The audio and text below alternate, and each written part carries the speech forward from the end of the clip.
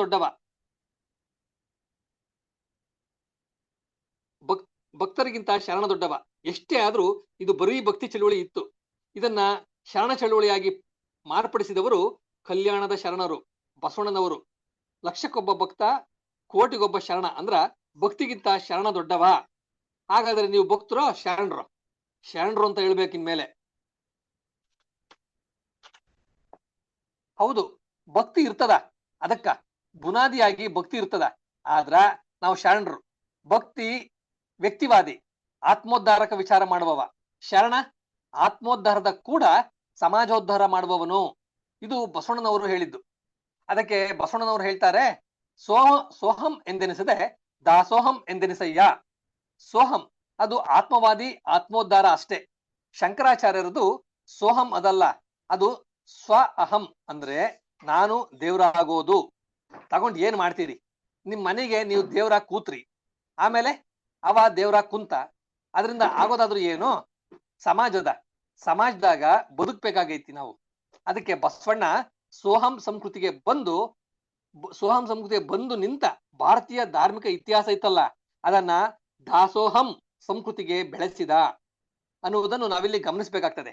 ಅದಕ್ಕಾಗಿ ಪ್ರಭುದೇವರು ಒಂದು ಮಾತು ಹೇಳ್ತಾರೆ, ಕವಿತ್ವ ಸಾಧಕರೆಲ್ಲ ಕಳವಳಿಸಿ ಹೋದರು, ವಿದ್ಯಾ ಸಾಧಕರೆಲ್ಲ ಬುದ್ಧಿಗೆಟ್ಟರು, ತತ್ವ ಸಾಧಕರೆಲ್ಲ ಏನೋ ಹಾಗೆ ಹೋದ್ರು, ಲಿಂಗ ಸಾಧಕರೆಲ್ಲ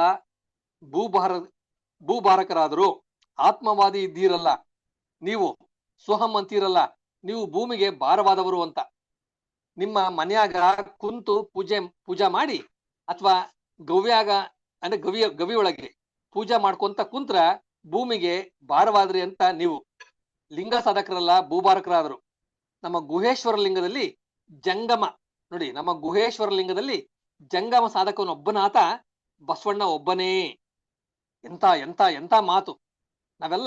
ನಾವು ಭಕ್ತರಿರಿ, ನಾವೆಲ್ಲ ಲಿಂಗ ಪೂಜರಿರಿ. ಹೌದು, ಇರ್ಬೇಕದು. ಹಂಗ್ಯಾಂಗ್ ಇರಬಾರ್ದಿಂದ ಬಸವಣ್ಣ ನಮ್ದು ಸೋಹಂ ಸಂಸ್ಕೃತಿ ಅಲ್ಲ, ದಾಸೋಹಂ ಸಂಸ್ಕೃತಿ ನಮ್ಮದು, ಭಕ್ತಿ ಸಂಸ್ಕೃತಿ ಅಲ್ಲ, ಶರಣ ಸಂಸ್ಕೃತಿ ನಮ್ದು ಅಂದ. ಆದ್ರಿಂದ ಇನ್ಮೇಲೆ ನಾವು ನಿಜವಾದ ಒಂದು ತತ್ವ ಏನು ಅನ್ನೋದನ್ನ ತಿಳಿದುಕೊಂಡು ಮುಂದುವರಿಯೋದು ಅವಶ್ಯ ಅದ. ಅಂದ್ರ 2 ಕೆಲಸ ಆಗ್ಬೇಕಾಗೈತಿ. ಇವರೆಲ್ಲ ಭಾಷಣ ಸ್ವಾಮಿಗಳು, ಭಕ್ತರು ನಾವಿದ್ದೀವಲ್ಲ, ನಾವು ಬಸವದ್ರೋಹಿಗಳಿದ್ದೀವಿ. ಕಣ್ಣು ಮುಚ್ಕೊಂಡು ಹಾಲು ಕುಡಿದ್ರ ಯಾರಿಗೂ ಕಾಣೋದಿಲ್ಲ ಅಂತ ತಿಳ್ಕೊಬೇಡ್ರಿ. ನಾವೆಲ್ಲ ಬಸವದ್ರೋಹಿಗಳು ಇದ್ದೀವಿ. ಈಗ ಮೊದಲು 2 ಕೆಲಸ ಆಗ್ಬೇಕು.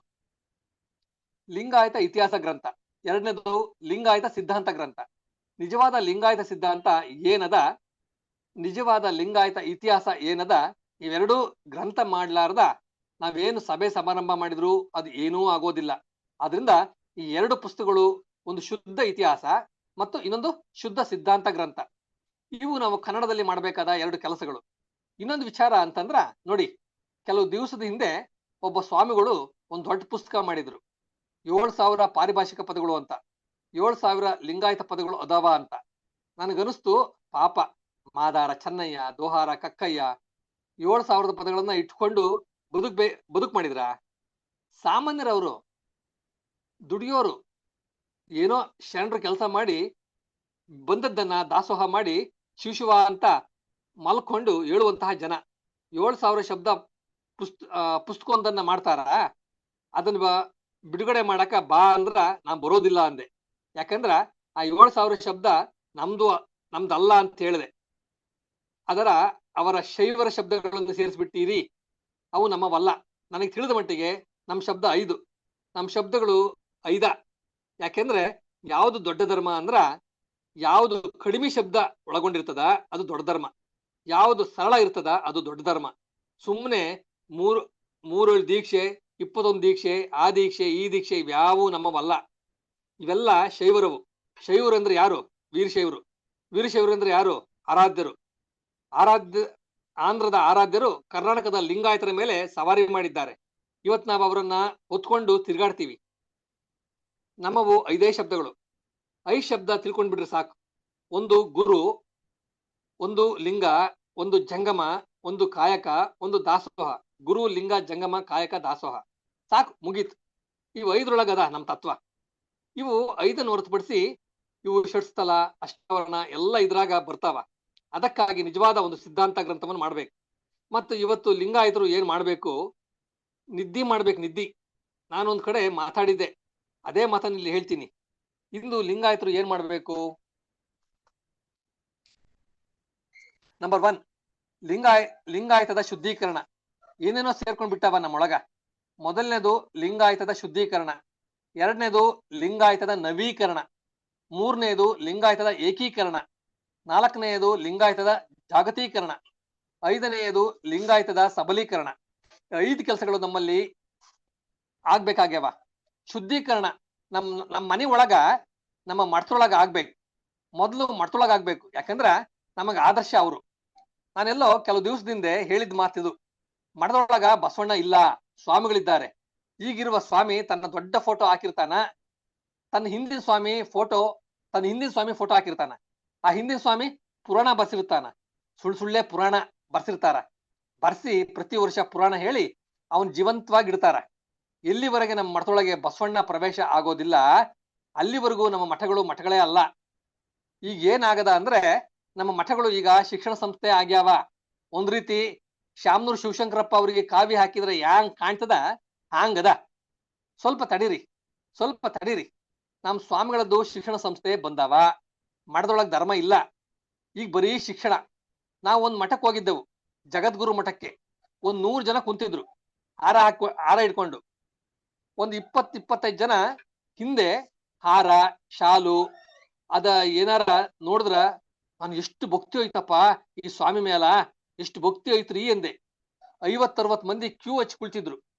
ಎಂತ ಹಾರ, ಎಂತ ಶಾಲು, ಎಂತ ಹಣ್ಣು, ಏನು ಭಕ್ತಿ ಇವ್ರದು ಸ್ವಾಮಿ ಮೇಲ ಅಂದಾಗ, ಇಲ್ಲ ರೀ, ಇವ್ರು ಸೀಟ್ ಕೇಳಲಿಕ್ಕೆ ಬಂದಾರ ಅಂತ ಹೇಳಿದ್ರು.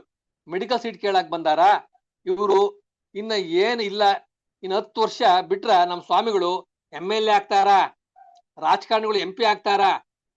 ನಾಚಿಕೆ ಬರ್ಬೇಕು. ನೀವೇನು ಯಾವುದಕ್ಕಾಗಿ ಭದ್ರಾಗಿದ್ದೀರಿ? ಕೊಟ್ಟ ಕುದುರೆಯನ್ನು ಏರಲರಿಯದೆ ಮತ್ತೊಂದ ಕುದುರೆಯನ್ನು ಬಯಸುವಾತ ವೀರನೂ ಅಲ್ಲ, ಧೀರನೂ ಅಲ್ಲ. ಇನ್ನೇನು ಬಹಳ ದಿವಸ ಉಳಿದಿಲ್ಲ ಸ್ವಾಮಿಗಳು MLC MP ಆಗೋದು. ಈ ಮನೋಧರ್ಮ ನಮ್ ಸ್ವಾಮಿಗಳಿಗೆ ಬಂದ್ಬಿಟ್ಟಿದೆ. ಒಮ್ಮೆ ನಮ್ಮ ಮನೆ ಒಳಗ ಮಠದ ಬಗ್ಗೆ ಪ್ರಶ್ನೆ ಆಯ್ತು. ಇನ್ನೊಂದು ಹೇಳ್ತೀನಿ, ಮಠದ ಬಗ್ಗೆ ಎಲ್ಲಿವರೆಗೆ ಮಠದ ಅಧಿಕಾರಿ ಒಂದೇ ಜಾತಿಯವರು ಇರ್ತಾರೆ, ಅಲ್ಲಿವರೆಗೆ ಮಠ ಉದ್ಧಾರ ಆಗುವುದಿಲ್ಲ. ಒಬ್ಬ ಸ್ವಾಮಿ ಬಂದ್ ಕೂಡ್ಲೆ ಮುಂದಿನ ಸ್ವಾಮಿ ಮತ್ತೊಂದು ಜಾತಿಯವ ಇರ್ಬೇಕು, ಅದೇ ಜಾತಿಯವ ಇರಬಾರ್ದು. ಇದು ನಿರ್ಣಯ ಮಾಡ್ಬೇಕು. ಎಲ್ಲಿವರೆಗೆ ಇದು ಮಾಡೋದಿಲ್ಲ, ಅದು ವಂಶ ಪಾರಂಪರ್ಯವಾಗಿ ಬೆಳೆಯುವಂತ ದೊಡ್ಡ ಗೃಹಸ್ಥರ ಮನೆಯಾಗ್ತಾ ಇವೆ. ಹೀಗೆ ನಮ್ಮ ಮಠದೊಳಗೆ ಉತ್ತರಾಧಿಕಾರಿಯಾಗಿ ಬರುವವರು ಅವ ಸ್ವಾಮಿ ಅಂತ ಹೇಳ್ಬೇಕು. ಬರುವವರು ಅವ ಸ್ವಾಮಿ ಹೇಳ್ಬೇಕು, ನಾನು ಜಂಗಮನಿದ್ದೀನಿ, ಮುಂದಿನ ಸ್ವಾಮಿಗಳು ಭಕ್ತರಾಗಬೇಕು. ಭಕ್ತರೊಳಗೆ ಈ ಸಲ ಗಾಣಿಗರ ಇದಾನ, ಮುಂದಿನ ಸಲ ಪಂಚಮಸಾಲಿಯವ್ರು ಬರ್ಬೇಕು, ಅದ್ರ ಮುಂದಿನ ಸಲ ರೆಡ್ಡಿಯರ್ ಬರ್ಬೇಕು, ಅದ್ರ ಮುಂದಿನ ಸಲ ಬಣಜಿಗ ಬರ್ಬೇಕು, ಅದ್ರ ಮುಂದಿನ ಸಲ ಕ್ಷೌರಿಕ ಬರ್ಬೇಕು, ಅದ್ರ ಮುಂದಿನ ಸಲ ಅಗಸ್ರವ ಬರ್ಬೇಕು. ಇದು ಎಲ್ಲಿವರೆಗೆ ನಾವು ಮಾಡೋದಿಲ್ಲ. ಮೊದಲ ಇದ್ರ ಶುರು ಮಾಡ್ರಿ, ಜಾತಿ ತಾವೇ ಹೋಗ್ತಾವ. ಇನ್ನು ನನ್ನ ಲಿಸ್ಟ್ ಮುಗ್ದಿಲ್ಲ. ಹಿಂಗೆ ನಾವು ಎಲ್ಲಿವರೆಗೆ ಪರಿವರ್ತನೆ ಮಾಡೋದಿಲ್ಲ, ಅಲ್ಲಿವರೆಗೆ ಸುಧಾರಣೆ ಆಗೋದಿಲ್ಲ. ನಮ್ಮ ಮನೆ ಮತ್ತು ಮಠ ಮತ್ತ ನಮ್ಮ ಮನೆ ಒಳಗ ಏನ್ ಜಗ್ಲಿ ಮೇಲೆ ದೇವ್ರು ಏನ್ ಸುದ್ದಿ ಅದನ್ನ ನೋಡಿದ್ರ ನಾವು ವಚನ ಹೇಳ್ತೀವಿ, ದೇವರೊಬ್ಬ ನಾಮ ಹಲವು ಪರಮ ಪತಿವ್ರತೆಗೆ ಗಂಡನೊಬ್ಬ. ನಮ್ ಮನ್ಯಾಗ ಹೋದ್ರ ಎಷ್ಟ್ ಜನ ಗಂಡಂದ್ರಿದಾರ, ನಮ್ ಜಗ್ಲಿ ಮೇಲೆ ಎಷ್ಟ್ ಫೋಟೋ, ಎಷ್ಟ್ ಗಂಡಂದ್ರು ಕೂತಾರ. ಇದನ್ನ ನಾವು ವಿಚಾರ ಮಾಡ್ಬೇಕು. ನಮ್ಮ ಮನೆಯನ್ನ ಶುದ್ಧೀಕರಣ ಮಾಡ್ಬೇಕು, ನಮ್ಮ ಮನಸ್ಸನ್ನ ನವೀಕರಣ ಮಾಡ್ಬೇಕು. ನವೀಕರಣ ಅಂದ್ರ ಏನೋ ನಮ್ಮ ಮನೆಯೊಳಗ ಯಾರೋ ತೀರ್ಕೊಂಡಾಗ ಲಿಂಗಾಯತರು ಎಷ್ಟ್ ಅಸಹ್ಯ, ಅದ್ 2 ದಿವಸ ಶವ ಇಡ್ತಾರ. ಅದ್ರ ಶವನೇ ಅದು. ಇಂಥವುಗಳನ್ನ ನಾವು ನವೀಕರಣ ಮಾಡೋದು ಅವಶ್ಯ ಅದ. ಇಂಥ ಕೆಲವು ವಿಷಯಗಳನ್ನ ನಿಮ್ ಮುಂದೆ ಹೇಳಿದ್ದೀನಿ. ಇನ್ನೊಂದು ಮಾತು ಹೇಳ್ಬೇಕಾಗೈತಿ. ದಕ್ಷಿಣ ಭಾರತದ ಬಹಳ ದೊಡ್ಡ ಜನ ಸಮುದಾಯ ಅಂದ್ರೆ ಲಿಂಗಾಯತ ಸಮುದಾಯ. ಇಡೀ ದಕ್ಷಿಣ ಭಾರತದೊಳಗೆ ಎಲ್ಲ ಸಮುದಾಯ ಎಣಿಕೆ ಮಾಡಿದ್ರ ಕರ್ನಾಟಕದೊಳಗ ದೊಡ್ಡ ಸಮುದಾಯ, ಆಂಧ್ರದೊಳಗ ದೊಡ್ಡ ಸಮುದಾಯ, ಮಹಾರಾಷ್ಟ್ರದೊಳಗೆ ದೊಡ್ಡ ಸಮುದಾಯ, ಕೇರಳದೊಳಗೂ ಅದ, ತಮಿಳ್ನಾಡೊಳಗೂ ಅದ, ಗೋವಾದೊಳಗೂ ಬಹಳಷ್ಟು ಜನ ಲಿಂಗಾಯತರು ಇದ್ದಾರ. ಇದನ್ನ ನೋಡಿದ್ರ ದಕ್ಷಿಣ ಭಾರತದೊಳಗ ಅತಿ ದೊಡ್ಡ ಸಮುದಾಯ ಅಂದ್ರೆ ಲಿಂಗಾಯತ ಸಮುದಾಯ. ಇದನ್ನ ಉತ್ತರ ಭಾರತದ ರಾಜಕಾರಣಿಗಳಿಗೆ ತಿಳಿಸ್ಕೊಡ್ಬೇಕು. ನಾವ್ ಎಷ್ಟು ದೊಡ್ಡ ಸಮಾಜ ಇದ್ದೀವಿ, ನಮ್ಮ ಜನಸಂಖ್ಯೆ ಇಷ್ಟು ದೊಡ್ಡದದ, ಬೇರೆ ಬೇರೆ ಪ್ರಾಂತದೊಳಗೆ ಹಂಚ್ ಹೋಗಿವಿ ನಾವು, ನಮ್ಮನ್ನು ನೀವು ಬೆಳೆಸಿದ್ರೆ ಹುಷಾರ್. ಐ ಆಮ್ ಲಿಂಗಾಯತ್, ಹುಷಾರ್, ಮೈ ಲಿಂಗಾಯತ್ ಹೂ ಅಂತ ಹೇಳ್ಬೇಕು. ಈಗ ಒಂದು ಏನ್ ಕೆಲಸ ಆಗ್ಬೇಕಂದ್ರ, ಒಂದು ಲಿಂಗಾಯತ ರಾಷ್ಟ್ರೀಯ ಅಧಿವೇಶನ ಆಗ್ಬೇಕು. ಎಲ್ಲಿ ಪೂನಾದಲ್ಲಿ ಮಾಡ್ತಿರೋ, ಸೋಲಾಪುರದಲ್ಲಿ ಮಾಡ್ತಿರೋ, ಎಲ್ಲಾದ್ರೂ ಮಾಡ್ರಿ.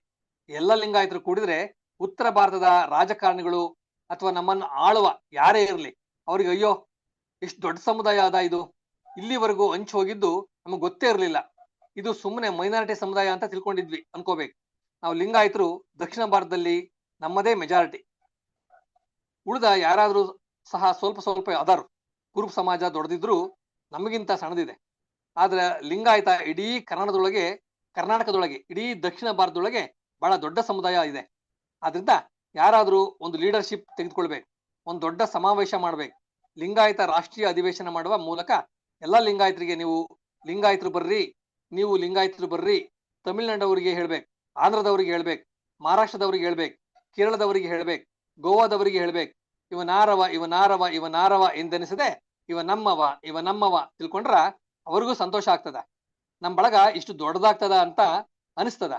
ಆ ಒಂದು ಶಕ್ತಿ ಸಾಮರ್ಥ್ಯವನ್ನು ನಾವು ತೋರಿಸ್ಲಿಕ್ಕೆ ಸಾಧ್ಯ ಆಗ್ತದ. ಅದಕ್ಕಾಗಿ ನೀವು ಇಂಥ ಒಂದು ಕೆಲಸಕ್ಕೆ ಈ ಒಂದು ಸಮಯ, ಈ ಒಂದು ಕಾರ್ಯಕ್ರಮವು ಪ್ರೋತ್ಸಾಹ ನೀಡಲಿ, ಬೆಂಬಲವಾಗಲಿ ಅಂತ ಹಾರೈಸಿ ನನಗೆ ಮಾತನಾಡ್ಲಿಕ್ಕೆ ಅವಕಾಶ ಕೊಟ್ಟಿದ್ದಕ್ಕಾಗಿ ನಿಮಗೂ ಮತ್ತು ಸಂಘಟನೆಯವರಿಗೂ ವಂದಿಸಿ ನನ್ನ ಮಾತು ಮುಗಿಸುತ್ತಿದ್ದೇನೆ ಸರ್. ಇಲ್ಲಿಗೆ ಈ ಲೇಖನ ಆಯ್ತು ಸರ್, ಧನ್ಯವಾದ. ಎಸ್ ರಕ್ಷಿತ್ ಗೌಡ್ರು. ಹಾ ಸರ್, ರೆಡಿ ಇದೀನಿ ಸರ್. ಗೊತ್ತಾಯ್ತು, ಸ್ಟಾರ್ಟ್ ಮಾಡಿ ಸರ್. ಇವತ್ತು ನಾನು ಏನು ಓದಕ್ ಹೋಗಲ್ಲ. ಇವತ್ತು ನಾನು 2 ಅಪಾರ್ಟ್ಮೆಂಟ್ ನಲ್ಲಿ ವಾಲಂಟಿಯರ್ ಆಗಿ ಇದಕ್ ಹೋಗಿದ್ದೆ, ಧ್ವಜಾರೋಹಣಕ್ಕೆ ಹೋಗಿದ್ದೆ. ಅಲ್ಲಿ ಮಾಡಿದ ಭಾಷಣನೇ ಮತ್ತೆ ಭಾಷಣ ಮಾಡ್ತೀನಿ ಸರ್. S S. ಅದಕ್ಕಿಂತ ಮುಂಚೆ ಸರ್ದು ಇವತ್ತು ಆರ್ಟಿಕಲ್ ಬಹಳ ಚೆನ್ನಾಗಿತ್ತು, ಓದಿದ್ದು. ಯಾರ್ದೋ ಸ್ವಾಮೀಜಿಗಳದ್ದು ಭಾಷಣ ಓದಿದ್ರು, ಅದ್ರ ಬಗ್ಗೆ ಕೊನೆಯಲ್ಲಿ ಡಿಸ್ಕಷನ್ ಮಾಡೋಣ. ಈಗ್ಲೇ ಚಿಕ್ಕದಾಗಿ ಮುಗಿಸೋಣ ಅಂದ್ರೆ 2 ನಿಮಿಷದಲ್ಲಿ ಹೇಳ್ಬಿಡ್ತೀನಿ, ಆಮೇಲೆ ಮರ್ತೋದ್ರೆ ಕಷ್ಟ. ಸರಿ, ಮರ್ಯಾದ ಬೇಡ, ಮಾಡಿ. ಏನಪ್ಪಾ ಅಂತಂದ್ರೆ, ಇದ್ರಲ್ಲಿ ಸ್ವಾಮಿಗಳು ಬಹಳಷ್ಟು ಚೆನ್ನಾಗಿ ಪರಿವರ್ತನೆ, ಶುದ್ಧೀಕರಣ, ನವೀಕರಣದ ಬಗ್ಗೆ ಬಹಳ ಮಾತಾಡಿದ್ರು ಅವ್ರ ಭಾಷಣದಲ್ಲಿ. ಧರಣೇಂದ್ರ ಕುಮಾರ್ ಸರ್ ಓದಿದ್ದು ತುಂಬಾ ಚೆನ್ನಾಗಿತ್ತು. ಆದ್ರೆ ನನ್ನ ಒಂದು ಅಭಿಪ್ರಾಯ ಏನಪ್ಪಾ ಅಂತಂದ್ರೆ, ಲಿಂಗಾಯತ ಮಠಾಧೀಶರು ಯಾರು ನೇರವಾಗಿ ಲಿಂಗಾಯತರ ಕರೆನೂ ಕೊಡ್ತಾ ಇಲ್ಲ, ಅವ್ರ ಅರಿವನ್ನು ಮೂಡಿಸ್ತಾ ಇಲ್ಲ. ನೇರವಾಗಿ ದೇವಸ್ಥಾನದೊಳಗಡೆ ದೇವ್ರಿಲ್ಲ ಕಣ್ರಯ್ಯ, ನೀವ್ ಹೋಗ್ಬೇಡ್ರಿ, ಎಲ್ಲಾ ಕುಲದೊಳಗೂ ನೀವ್ ತರ್ಬೇಕು, ಮೊದಲ ಜಾತ್ಯತೀತ ಸಿದ್ಧಾಂತದ ಉಗಮಗಾರನೇ ಬಸವಣ್ಣ ಅಂತ ಯಾರು ಹೇಳ್ಕೊಡ್ತಾ ಇಲ್ಲ. ಈ ರೀತಿ ಕನ್ಫ್ಯೂಷನ್ ಭಾಷಣಗಳು ಬಹಳ ಜನ ಮಾಡ್ತಾರೆ, ಅದು ಒಬ್ರಿಗೂ ಸರಿಯಾಗಿ ಅರ್ಥವೇ ಆಗಲ್ಲ ಸರ್. ನೋಡಿ, ಇವ್ರು ಓದಿದ್ದಕ್ಕೆ ಕೆಲವು ಪಾಯಿಂಟ್ಗಳು, ಅದರಲ್ಲೂ ಕೂಡ ಸಾಮಾನ್ಯ ಮನುಷ್ಯರಿಗೆ, ಮಧ್ಯಮ ವರ್ಗದ ಯಾರು ಲಿಂಗಾಯತರಿಗೆ ಅರ್ಥವೇ ಆಗಲ್ಲ ಸರ್. ಅತಿ ಹೆಚ್ಚು ಇವತ್ತು ಇದನ್ನ ಪಾಲಿಸ್ತಾ ಇರೋರೆ ಅವರು ಬಹಳಷ್ಟು. ಈಗ ನಾನು ಬೆಳಗ್ಗೆ ಹೊತ್ತು ಬಹಳಷ್ಟು ಜನ ಜೊತೆ ವಾಕಿಂಗ್ ಹೋಗ್ತೀನಿ. ನಾನು ಬಸವಣ್ಣ ಅವರು ದೊಡ್ಡ ಅನುಯಾಯಿ. ನನಗೆ ಅನ್ಸಿದ್ದ ಮಟ್ಟಿಗೆ ಇವ್ರ ಸಮಾವೇಶಗಳನ್ನೆಲ್ಲ ಬಹಳ ಗಮನ ಇಟ್ಟು ಕೇಳಿಸ್ಕೊತಾ ಇರ್ತೀನಿ. ಈ ಲಿಂಗಾಯತರದು ಬಗ್ಗೆ, ವೀರಶೈವರು ಅದು ಇದು ಯೂಟ್ಯೂಬ್ ನಲ್ಲೆಲ್ಲ ಮಾತಾಡೋದನ್ನ ಯಾರು ನೇರವಾಗಿ ಖಡಕ್ ಆಗಿ ಹೌದು ನಾನು ಒಪ್ಕೊಳ್ಳೋದೇ ಇಲ್ಲ, ನನಗೆ ಒಬ್ಬ ಪೂರ್ವಿಕ, ನಾನು ಒಂದು ಸಂತಾನ, ನಾನು ಇದಿಲ್ಲ, ನಾವು ನಮ್ಮ ಪೂರ್ವಿಕರು 1500ನೇ ಇಸ್ವಿನಲ್ಲಿ ನಾವೆಲ್ಲ ಬೆರೆತು, ನಾನಾ ಜನಾಂಗಗಳು ಬೆರೆತು ನಾವೆಲ್ಲ ಒಂದು ಧರ್ಮ ಆಗಿರೋದು ಅಂತ ಯಾರು ನೇರವಾಗಿ ಬಾಯಿ ಬಿಟ್ಟು ಹೇಳೋದೇ ಇಲ್ಲ, ಒಪ್ಕೊಳ್ಳೋದೇ ಇಲ್ಲ ಸರ್. ನಾವು ನೀವು ಮಾತಾಡಿ ಹೇಳ್ತೀನಿ. ಏನೇನೋ ಹೇಳ್ತಾರೆ, ನವೀಕರಣ ಮಾಡ್ಬೇಕು, ಶುದ್ಧೀಕರಣ ಮಾಡ್ಬೇಕು, ಪರಿವರ್ತನೆ ಆಗ್ಬೇಕು, ಅದ್ ಮಾಡ್ಬೇಕು, ಇದ್ ಮಾಡ್ಬೇಕು. ಅರ್ಥವಾಗದೇ ಇರೋ ರೀತಿ ಜೋಹರ್ ಕಕ್ಕಯ್ಯ ಅವನು, ಮಡಿವಾಳ ಮಾಚಯ್ಯ ಇವನು, ಅಕ್ಕ ಮಹಾದೇವಿ ಅವಳು, ಹಿಂಗೆ ಅಂತ ಹೇಳ್ತಾರೆ ಹೊರತು ನಾವೆಲ್ಲರೂ ಬೇರೆ ಅವರು. ನಮ್ಮಲ್ಲಿ ಜಾತ್ಯತೀತನ ಹೊಡೆದಾಕ್ಬೇಕು ಅಂತಂದ್ರೆ, ನೀನು ಮಾದಗರ ಮನೆಯಿಂದ ತರ್ಬೇಕು, ನೀನು ಒಕ್ಲಿಗನ ಮನೆ ಹುಡುಗಿನ ಮದುವೆ ಮಾಡ್ಕೋಬೇಕು, ನೀನ್ ಯಾರೋ ಕುರುಬನ್ ಮನೆನ ಮದುವೆ ಮಾಡ್ಕೊಂಡು ನೀನ್ ಜಾತಿ ನೋಡಬಾರ್ದು ಅಂತ ಯಾರು ಕರೆ ಕೊಟ್ಟಿಲ್ಲ ಇಲ್ಲಿವರೆಗೂ. ನೇರವಾಗಿ ಅರ್ಥವಾಗೋ ರೀತಿ ಆ ಜನಾಂಗಕ್ಕೆ ಯಾರು ಮಾಡ್ತಿಲ್ಲ ಅನ್ನೋದು ನಾನು ಕಂಡಂತ ಸ್ಪಷ್ಟ ಮತ್ತು ನೇರವಾಗಿ ಧೈರ್ಯವಾಗಿ ಹೇಳ್ತೀನಿ ಸರ್. ಇದನ್ನ ಯಾರು ಅದನ್ನ ಒಪ್ತಾರೋ ಬಿಡ್ತಾರೋ, ಇದ್ರ ಮೇಲೆ ಯಾರಾದ್ರೂ 1-2 ನಿಮಿಷ ನನ್ನ ಅಭಿಪ್ರಾಯಕ್ಕೆ ಅರ್ಥೈಸಂಗಿದ್ರೆ ಅರ್ಥೈಸಿ. ನಾನೇ ಹೇಳ್ತೀನಿ ಹೇಳಿ ಸರ್. ಬಸವಣ್ಣವ್ರು ಹೇಳಿರೋದು ದೇವಸ್ಥಾನಕ್ಕೆ ಹೋಗ್ಬೇಡಿ ಅಂತ ಅಲ್ವಾ? ಅಂದ್ರೆ ನಿನ್ನಲ್ಲೇ ದೇವ್ರನ್ನ ಕಾಣು ಅಂತ ಹೇಳಿದ್ರಲ್ವಾ? ಹೌದು. ಬಹುಶಃ ಅವರೇ ಸತ್ಯನಾರಾಯಣ ಪೂಜೆ ಜಾಸ್ತಿ ಮಾಡಿಸ್ತಾರೆ. ಹೌದು ಸರ್, ನಾನು ಅದನ್ನೇ ಹೇಳ್ತಾ ಇದ್ದೀನಿ. ಹೋಮ ಅವನ ಅವರೇ ಮಾಡಿಸ್ತಿರೋದು. ಹೌದು ಸರ್. ಕೇಳಿದೀನಿ, ಅಲ್ಲಪ್ಪ ಬಸವಣ್ಣ ದೇವ್ರೇ ಇಲ್ಲ ಅಂತ ಹೇಳೋ, ನೀವೇನ್ರಿ ಮಾಡಿಸ್ರ ಅಂದ್ರೆ, ನಾವ್ ಲಿಂಗಾಯತ್ರ ಸರ್, ಅದು ಬೇರೆ ಇದು ಬೇರೆ ಅಂತಾರೆ. ಹ್ಞೂ ಸರ್, ಬೆಳಗ್ಗೆ ಎದ್ರೆ ವಚನಗಳು ಹೇಳ್ತಾರೆ ಸರ್. ಬಸವಣ್ಣವ್ರು ಆಕ್ಚುಲ್ ಆಗಿ ಹೇಳ್ಬೇಕು ಅಂದ್ರೆ ಬ್ರಾಹ್ಮಣರ ವಿರುದ್ಧವಾಗಿ ಸಂಘಟನೆ ಕಟ್ಟಿರೋದು. ಹೌದು ಸರ್, ಕಟ್ಟಿರೋದು ಅವ್ರು ಏನಸ್ಟ್ ಆಗಿ. ಹೌದು ಅದನ್ನ ಒಪ್ಕೊಳಕ್ ಇವ್ರು ಯಾರು ಸಿದ್ಧನೇ ಇಲ್ವಲ್ಲ. ಸರ್. ಎಷ್ಟು ಹೆಣ್ಣು ನೋಡ್ತಾರೆ, ಅವು ಎಷ್ಟು ಮರ್ಯಾದಾ ಹತ್ಯೆಗಳಾಗೈತೆ ಗೊತ್ತಾ ಸರ್. ಲಿಂಗಾಯತ್ರಲ್ಲ, ಯಾರೋ ಲಿಂಗಾಯತ್ ಹುಡುಗ ಬೇರೆ ಜಾತಿ ಹುಡುಗಿನ ಮದುವೆ ಮಾಡ್ದ, ಲವ್ ಮಾಡ್ದ ಅಂತೇಳಿ ಅವಳನ್ನ ಕೊಲೆ ಮಾಡಿರೋದು. ಈ ಮರ್ಯಾದಾ ಹತ್ಯೆಗಳು ಉತ್ತರ ಕರ್ನಾಟಕದಲ್ಲಿ ನಾನು ಬಹಳಷ್ಟು ನೋಡಿದೀನಿ. ಯಾಕೆ ಅವ್ರಿಗೆ ಅರ್ಥ ಆಯ್ತಾ ಇಲ್ಲ? ನಾನೇ ಎಲ್ಲೋ ಬೇರೆ ಜಾತಿಯಿಂದ ಬಂದು, ನನ್ನ ಹೆಂಡತಿ ಬೇರೆಯವಳು ಬಂದವಳು, ನಮ್ಮ ಅಜ್ಜಿ ಯಾರೋ ಬೇರೆ, ನಮ್ಮ ತಾತ ಯಾರೋ ಬೇರೆ, ನಾವೆಲ್ಲ ಒಂದು ಕೂಡಿ ನಾವೆಲ್ಲ ಲಿಂಗಾಯತರಾಗಿದ್ದು ಅನ್ನೋದು ಅದನ್ನ ನೇರವಾಗಿ ಯಾಕೆ ಹೇಳ್ತಾ ಇಲ್ಲ ಇವರು ಮಹಾಸಭೆಗಳಲ್ಲಿ ಮತ್ತೆ ಯೂಟ್ಯೂಬ್ ಎರಡು ವಿಷಯಗಳನ್ನ ವಿಡಿಯೋಗಳಲ್ಲಿ? ಹೇಳ್ತಾ ಇದ್ದೀನಿ. ಮೊದಲನೇ ವಿಷಯ, ಲಿಂಗಾಯತ ಅಂತ ಇಟ್ಕೊಂಡ್ರು ಒಂದು ಧರ್ಮ ಅಂತ ಅಷ್ಟೇನೆ ಹೊರತು ಅದ್ರಲ್ಲಿ ಸಬ್ ಕ್ಯಾಸ್ಟ್ ಇದೆಯಲ್ಲ. ಈಗ ಇವ್ರು ಹೇಳಿದ್ರಲ್ಲ, ನಮ್ಮ ಯಾರು ಧರ್ಮೇಂದ್ರ ಕುಮಾರ್, ಬಹಳಷ್ಟು ಜಾತಿಗಳ ಹೆಸರು ಹೇಳಿದ್ರು. ಹೌದೌದು, ಆ ಜಾತಿಗಳೆಲ್ಲ ಎಣ್ಕೊಂತಾರಲ್ಲ ಅವರು. ಹೌದು ಸರ್. ಆಮೇಲೆ ಕೆಲವು SC ಬರ್ತವೆ, ಕೆಲವರು ST ಬರ್ತಾರೆ, ಕೆಲವರು ಗ್ರೂಪ್ 1 ಬರ್ತಾರೆ. ಹೌದು, ಅಂದ್ರೆ ಅವ್ರು ಇವತ್ತು ಜಾತಿನೇ ಹುಡುಕ್ತಾವ್ರೆ ಹೊರ್ತು ಲಿಂಗಾಯತ ಅಂತ ಅಂತಿಲ್ಲ. ಇದು ಸುಮಾರು ಈಗ ಚರ್ಚೆ ಮಾಡಿದ್ರೆ ಸುಮಾರು ಸಿಗ್ತವೆ ಆತರ. ಎಲ್ಲಿ ಆ ಒಂದು ಬಸವಣ್ಣನ ತತ್ವಗಳನ್ನ ಪಾಲಿಸಲ್ವೋ ಅಲ್ಲಿವರೆಗೂ ಲಿಂಗಾಯತ್ರಿ ಅಲ್ಲ ನನ್ ಪ್ರಕಾರ. ಖಂಡಿತವಾಗ್ಲು ಸರ್. ನನ್ ಪ್ರಕಾರ ನಾನ್ ಅನ್ಕೊಂಡಿದೀನಿ ಸರ್, ನಾನು ಒಂದು ಬರೀ ಕೇವಲ ರುದ್ರಾಕ್ಷ ಹಾಕಿದ್ ಮಾತ್ರಕ್ಕೆ ಅಥವಾ ಲಿಂಗ ಪೂಜೆ ಮಾಡಿದ್ ಮಾತ್ರಕ್ಕೆ ನಾನು ಬಸವಣ್ಣನ ಅನುಯಾಯಿ ಆಗಕ್ ಸಾಧ್ಯ ಇಲ್ಲ, ಮತ್ತೆ ಒಬ್ಬ ಲಿಂಗಾಯತ ಸಾಧ್ಯವೇ ಇಲ್ಲ. ಇನ್ನೊಂದೇನಂದ್ರೆ, ಇನ್ನೊಂದು ಕೊಡ್ತೀನಿ ಎಕ್ಸಾಂಪಲ್. ಭೀಮ್ ಆರ್ಮಿ ಅಂಬೇಡ್ಕರ್ ಮಾಡಿದ್ದು ಎಲ್ಲಾ ಜನಕ್ಕೆ. ಇವತ್ತೇನ್ ಮಾಡ್ತಾರೆ, ಅದು ಅವ್ರು ಮಾತ್ರ ಹುಟ್ಟಿಸ್ತಾರೆ. ಅಲ್ಲೂ ಕೂಡ ಜಾತಿ ಇದೆ ತಾನೆ. ಹೌದು ಸರ್. ಚರ್ಚೆ ಮಾಡಿದ್ರೆ ಬಹಳಷ್ಟು ಸಿಗುತ್ತೆ. ನೋಡೋಣ ಅದನ್ನ. ಸರಿ, ಇವ್ರದ್ದು ಸಾರೋದಿದ್ದು ಸ್ವಾಮಿಗಳದ್ದು ಒಂದ್ ಸ್ವಲ್ಪ ಪರವಾಗಿಲ್ಲ. ಯಾಕೆಂದ್ರೆ ನಾನು ಇಲ್ಲ, ಅವ್ರ ಈ ಸ್ವಾಮಿಗಳಲ್ಲಿ ಎಲ್ಲಾ ಸ್ವಾಮಿಗಳು ಹೇಳ್ಕೊಂಡ್ ಬರ್ತಾರೆ. ಅವ್ರೊಂದ್ ಮಾತು ಹೇಳಿದ್ರು, ಎಜುಕೇಶನ್, ಅತ್ಯಧಿಕವಾಗಿ ಶಿಕ್ಷಣ ಸಂಸ್ಥೆಗಳನ್ನ ಮಾಡ್ತಿರೋದೇ ಅವರು. ಹೌದು, ಸ್ವಾಮೀಜಿಗಳು. ಹೌದು. ಅಂದ್ಬಿಟ್ಟು ನಾವು ಫ್ರೀ ಸೀಟ್ ಕೊಡಲ್ಲ ನೀವು ಹೋದ್ರೆ. ಹೌದು, ಇಲ್ಲಪ್ಪ ಇದು ಅಂತ ಕಥೆ ಹೇಳ್ತಾರೆ. ಅದು ಸತ್ಯ ಕೂಡ. ಹೌದು, ಅವ್ರು ಹೇಳಿದ್ರೆ ಸತ್ಯ ಕೂಡ ಇದೆ. ನಾವು ಭ್ರಮೆ ಅಷ್ಟೇ, ಅದ್ ಬಿಡಿ. ಯಾಕಂದ್ರೆ ಈಗ ಕೇಳಿದ್ರು, ಸರ್ ಚುಂಚನಗಿರಿ ಸ್ವಾಮೀಜಿ ಪರಿಚಯ ಅವರಲ್ಲ, ನಮ್ ಸೀಟ್ ಹೇಳಿ ಸರ್ ಅಂತ. ನೋಡಪ್ಪ, ಅವ್ರು 40-50 ಸೀಟ್ ಇರ್ತದೆ. ಅದ್ರಲ್ಲಿ ಒಂದು ಮ್ಯಾನೇಜ್ಮೆಂಟ್ ಕೋಟಾ ಅಂತ ಒಂದು 10-15 ಕೊಟ್ಟಿರ್ತಾರೆ. ಅವ್ರು ರನ್ ಮಾಡ್ಬೇಕು, ಕಾಸು ವಸೂಲಿ ಮಾಡ್ತಾರೆ. ಹೆಂಗೆ ಗೌಡ ಅಂದ ತಕ್ಷಣ ಹೇಳ್ಕೊಡಕ್ ಆಗತ್ತೆ? ಈಗ ನಾನೊಂದು ಮೊನ್ನೆ ಯಾರೋ ಹೇಳ್ದೆ, ಫ್ರೀ ಗೌರ್ಮೆಂಟ್ ಅವರು ಒಂದು ಸ್ಕೂಲ್ ಇದೆ, ಫ್ರೀ ಕೊಡ್ತಾರಲ್ಲ, ಓದಿ ಮಕ್ಕಳು ಹಾಸ್ಟೆಲ್ ಸೇರಿಸಿ. ಅದಾಗಲ್ಲ. ಕೆಂಗೇರಿಲಿ ಇದೆಯಲ್ಲ ಅವ್ರದ್ದು ಐಟೆ ಸ್ಕೂಲ್, ಅಲ್ಲೇ ಬೇಕು. ಅಲ್ಲಿ ಶಿಕ್ಷಣಕ್ಕೆ ಅದು ಗೌರ್ಮೆಂಟ್ ಏನಾದ್ರು ಗ್ರಾಂಟ್ ಕೊಡಲ್ಲ, ಸಪ್ರೇಟ್. ನೀವು ಅಲ್ಲೇ ಓದಿಸ್ಬೇಕು ಅಂದ್ರೆ ಫೀಸ್ ಕಟ್ಟಿ. ಅವ್ರು ಏನ್ ಹೇಳಿದ್ರೆ, ಎಷ್ಟೇ ಜನ ಬಂದ್ರು ನಾನು ಸೇರಿಸ್ತೀನಿ ಅಂತ ಹೇಳೋರೆ, ಸೌಲಭ್ಯ ಕೊಡ್ತೀನಿ ಅಂತ ಹೇಳೋರೆ. ಹೋಗಿ ಮಠಗಳು ಇದಾವೆ, ಇಲ್ಲ ಅಂತಿಲ್ಲ. ಈಗ ಸಿದ್ಧಗಂಗಾ ಮಠ ಅದ್ರ ಹೆಸರುವಾಸಿ. ಹೌದು ಸರ್. ಇದ್ರು ನಾನೊಂದು ಕೊಪ್ಪಳದಲ್ಲಿ ನೋಡಿದೆ ಸರ್, ಗವಿ, ನನ್ ಕಣ್ಣಲ್ಲಿ ನೀರ್ ಬಂದ್ಬಿಡ್ತು ಸರ್. ಎಷ್ಟು ಅದ್ಭುತವಾಗೈತೆ ಅಂತಂದ್ರೆ, ಯಾವ್ದೋ ವಿಸಿಟ್ಗೆ ಹೋದಾಗ ಒಳಗಡೆ ಹೋದೆ, ಅಲ್ಲಿ ಶಾಕ್ ಆಗ್ಬಿಟ್ಟೆ ಸರ್. ಏನ್ ಭಕ್ತರಿಂದಾನೇ ನಡೀತಾ ಇದೆ ಅದು.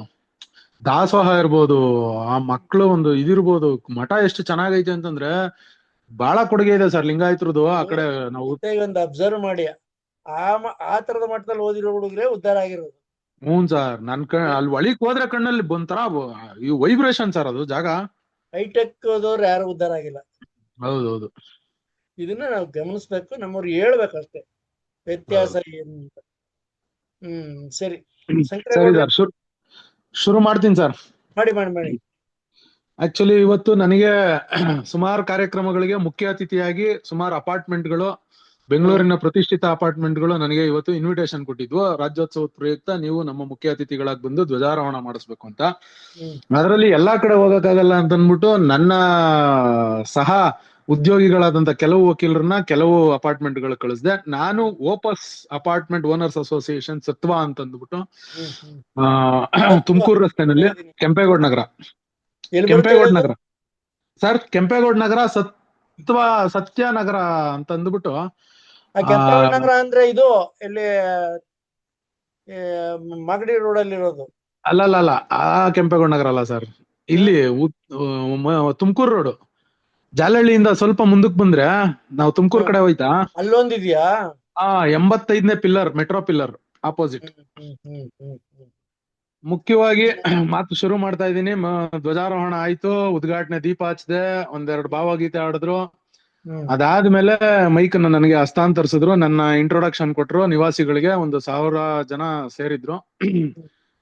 ಮುಖ್ಯವಾಗಿ ಇಂದಿನ ಕಾರ್ಯಕ್ರಮದ ಅಧ್ಯಕ್ಷರಾದಂತಹ ಶ್ರೀಯುತ ಅಂಜನಿ ಪ್ರಸಾದ್ ಅವರೇ, ಹಾಗೂ ಉಪಾಧ್ಯಕ್ಷರಾದಂತಹ ಶ್ರೀಯುತ ಪ್ರಮೋದ್ ಅವರೇ, ಹಾಗೂ ಇಲ್ಲಿ ಸೇರಿರ್ತಕ್ಕಂತಹ ಎಲ್ಲ ಸತ್ವ ಅಪಾರ್ಟ್ಮೆಂಟ್ ನ ನಿವಾಸಿಗಳೇ ಮತ್ತು ನನ್ನ ಎಲ್ಲ ಕನ್ನಡದ ಮನಸ್ಸುಗಳೇ, ಇವತ್ತು ನಿಮ್ಮೆಲ್ರಿಗೂ ಕೂಡ 70ನೇ ವರ್ಷದ ಕರ್ನಾಟಕ ರಾಜ್ಯೋತ್ಸವದ ಹಾರ್ದಿಕ ಮತ್ತು ತುಂಬು ಹೃದಯದ ಶುಭಾಶಯಗಳನ್ನ ಕೋರ್ತಾ ಇದ್ದೀನಿ. ನವೆಂಬರ್ 1, 1956ರಂದು ಕರ್ನಾಟಕ ಏಕೀಕರಣ ಆಯ್ತು. ಇವತ್ತಿನ ದಿನಕ್ಕೆ ಕರ್ನಾಟಕ ಏಕೀಕರಣ ಆಗಿ 70 ವರ್ಷ ಆಯ್ತು. ಕರ್ನಾಟಕ ಏಕೀಕರಣ ಅಂತಂದ್ರೆ ನಾವು ಕನ್ನಡಿಗರು ಬಾಂಬೆ ಕರ್ನಾಟಕ, ಮಡ್ರಾಸ್ ಕರ್ನಾಟಕ, ಮೈಸೂರು ಕರ್ನಾಟಕ, ಹೈದರಾಬಾದ್ ಕರ್ನಾಟಕ ಅಂತ ಹಲವು ಭಾಗಗಳಲ್ಲಿ ಹಂಚಿ ಹೋಗಿದ್ವಿ. ನಮ್ಮನ್ನೆಲ್ಲ ಕರೆದು ಕನ್ನಡಿಗರೆಲ್ಲ ಒಂದೇ ಕಡೆ ಇರ್ರಯ್ಯ ಅಂತ ಅಂದು ನಮ್ಮನ್ನೆಲ್ಲ ಕರ್ನಾಟಕ, ಒಂದು ನೆಲ, ಕನ್ನಡ ಭಾಷೆ ಮಾತಾಡೋರೆಲ್ಲ ಕರ್ನಾಟಕ, ತಮಿಳು ಮಾತಾಡೋರೆಲ್ಲ ತಮಿಳುನಾಡು, ಮಲಯಾಳಿ ಮಾತಾಡೋರೆಲ್ಲ ಕೇರಳ, ಇದೇ ರೀತಿ ಎಲ್ಲಾ ರಾಜ್ಯಗಳ ಒಂದು ಭಾಷಾವಾರು ಪ್ರಾಂತ್ಯ ವಿಂಗಡಣೆ ಆಯ್ತು. ಅದರಲ್ಲಿ ಕರ್ನಾಟಕವೂ ಕೂಡ ಒಂದು. ನಮಗೆ ಇವತ್ತು 70 ವರ್ಷ ಆಯ್ತು. ನಾವೆಲ್ಲ ಕನ್ನಡಿಗರೆಲ್ಲ ಒಂದು ಕಡೆ ಸೇರಿ ಇವತ್ತಿಗೆ 70 ವರ್ಷ ಆಯ್ತು. ಆದ್ರೆ ನಿವಾಸಿಗಳೇ, ನಾನು ಒಂದು ಪ್ರಶ್ನೆ ಕೇಳ್ತೀನಿ. ಈ 70 ವರ್ಷ ಕೇವಲ ಕರ್ನಾಟಕಕ್ಕೆ ಮಾತ್ರ ಆಯ್ತಾ? ತಮಿಳ್ನಾಡು ಭಾಷಾವಾರು ಪ್ರಾಂತ್ಯ ನವೆಂಬರ್ 1, 1956 ಆದ್ಮೇಲೆ ತಮಿಳ್ನಾಡಿಗೂ 70 ವರ್ಷ ಆಗಿರ್ಬೇಕು, ಕೇರಳಕ್ಕೂ 70 ವರ್ಷ ಆಗಿರ್ಬೇಕು, ಮಧ್ಯಪ್ರದೇಶ, ಉತ್ತರ ಪ್ರದೇಶ, ಗುಜರಾತ್ಗೂ 70 ವರ್ಷ ಆಗಿರ್ಬೇಕಲ್ವಾ? ಆದ್ರೆ ನೀವು ಇಡೀ ದೇಶದಲ್ಲಿ ಯಾವುದೇ ರಾಜ್ಯದ ಯಾವುದೇ ಜನಾಂಗವೂ ಕೂಡ ನಾವೆಲ್ಲರೂ ಒಟ್ಟಿಗೆ ಸೇರಿದಂತಹ ಒಂದು ದಿನವನ್ನ ಸಂಭ್ರಮದಿಂದ ರಾಜ್ಯೋತ್ಸವವನ್ನಾಗಿ ಯಾರು ಆಚರಣೆ ಮಾಡಲ್ಲ. ಕೇವಲ ಕನ್ನಡಿಗರು ಮಾತ್ರ ಕರ್ನಾಟಕದಲ್ಲಿ ಈ ದಿನವನ್ನ ಕರ್ನಾಟಕ ರಾಜ್ಯೋತ್ಸವ ಅಥವಾ ಕನ್ನಡ ರಾಜ್ಯೋತ್ಸವ ಅಂತ ಆಚರಣೆ ಮಾಡ್ತಾರೆ. ಅಂದ್ರೆ ಕನ್ನಡಿಗರು ತಮ್ಮ ನೆಲದ ಮೇಲೆ, ತಮ್ಮ ಭಾಷೆಯ ಮೇಲೆ ಎಷ್ಟು ಅಭಿಮಾನವನ್ನ ಇಟ್ಕೊಂಡಿದ್ದಾರೆ. ಎಲ್ರು ಭಾಷಣಗಳು ಹೇಳ್ತಾರೆ ಕನ್ನಡಿಗರು ಅಭಿಮಾನ್ಯ ಶೂನ್ಯರು, ಅವರಿಗೆ ತಮ್ಮ ನೆಲದ ಮೇಲಾಗ್ಲಿ ಭಾಷೆ ಮೇಲಾಗ್ಲಿ ಅಭಿಮಾನ ಇಲ್ಲ ಅಂತ. ನಾನು ನಿಮಗೆ ಹೆಮ್ಮೆಯಿಂದ ಎದೆ ತಟ್ಟಿ ಹೇಳ್ತೀನಿ, ಇಡೀ ಭಾರತದಲ್ಲಿ ರಾಷ್ಟ್ರ ಧ್ವಜವನ್ನ ಹೊರತುಪಡಿಸಿ ಯಾವ್ದಾದ್ರು ಒಂದು ರಾಜ್ಯ ತನ್ನ ಪ್ರಾಂತ್ಯದ ಧ್ವಜವನ್ನಾಗಿ ಇವತ್ತು ಇಡೀ ಅಖಂಡ ಭಾರತದಲ್ಲಿ ಹಾರಿಸಿ ಒಂದು ಸಂಭ್ರಮಾಚರಣೆಯನ್ನ ಮಾಡ್ತದೆ ಅಂತಂದ್ರೆ ಅದು ಕನ್ನಡಿಗರ ರಾಜ್ಯ ಮಾತ್ರ.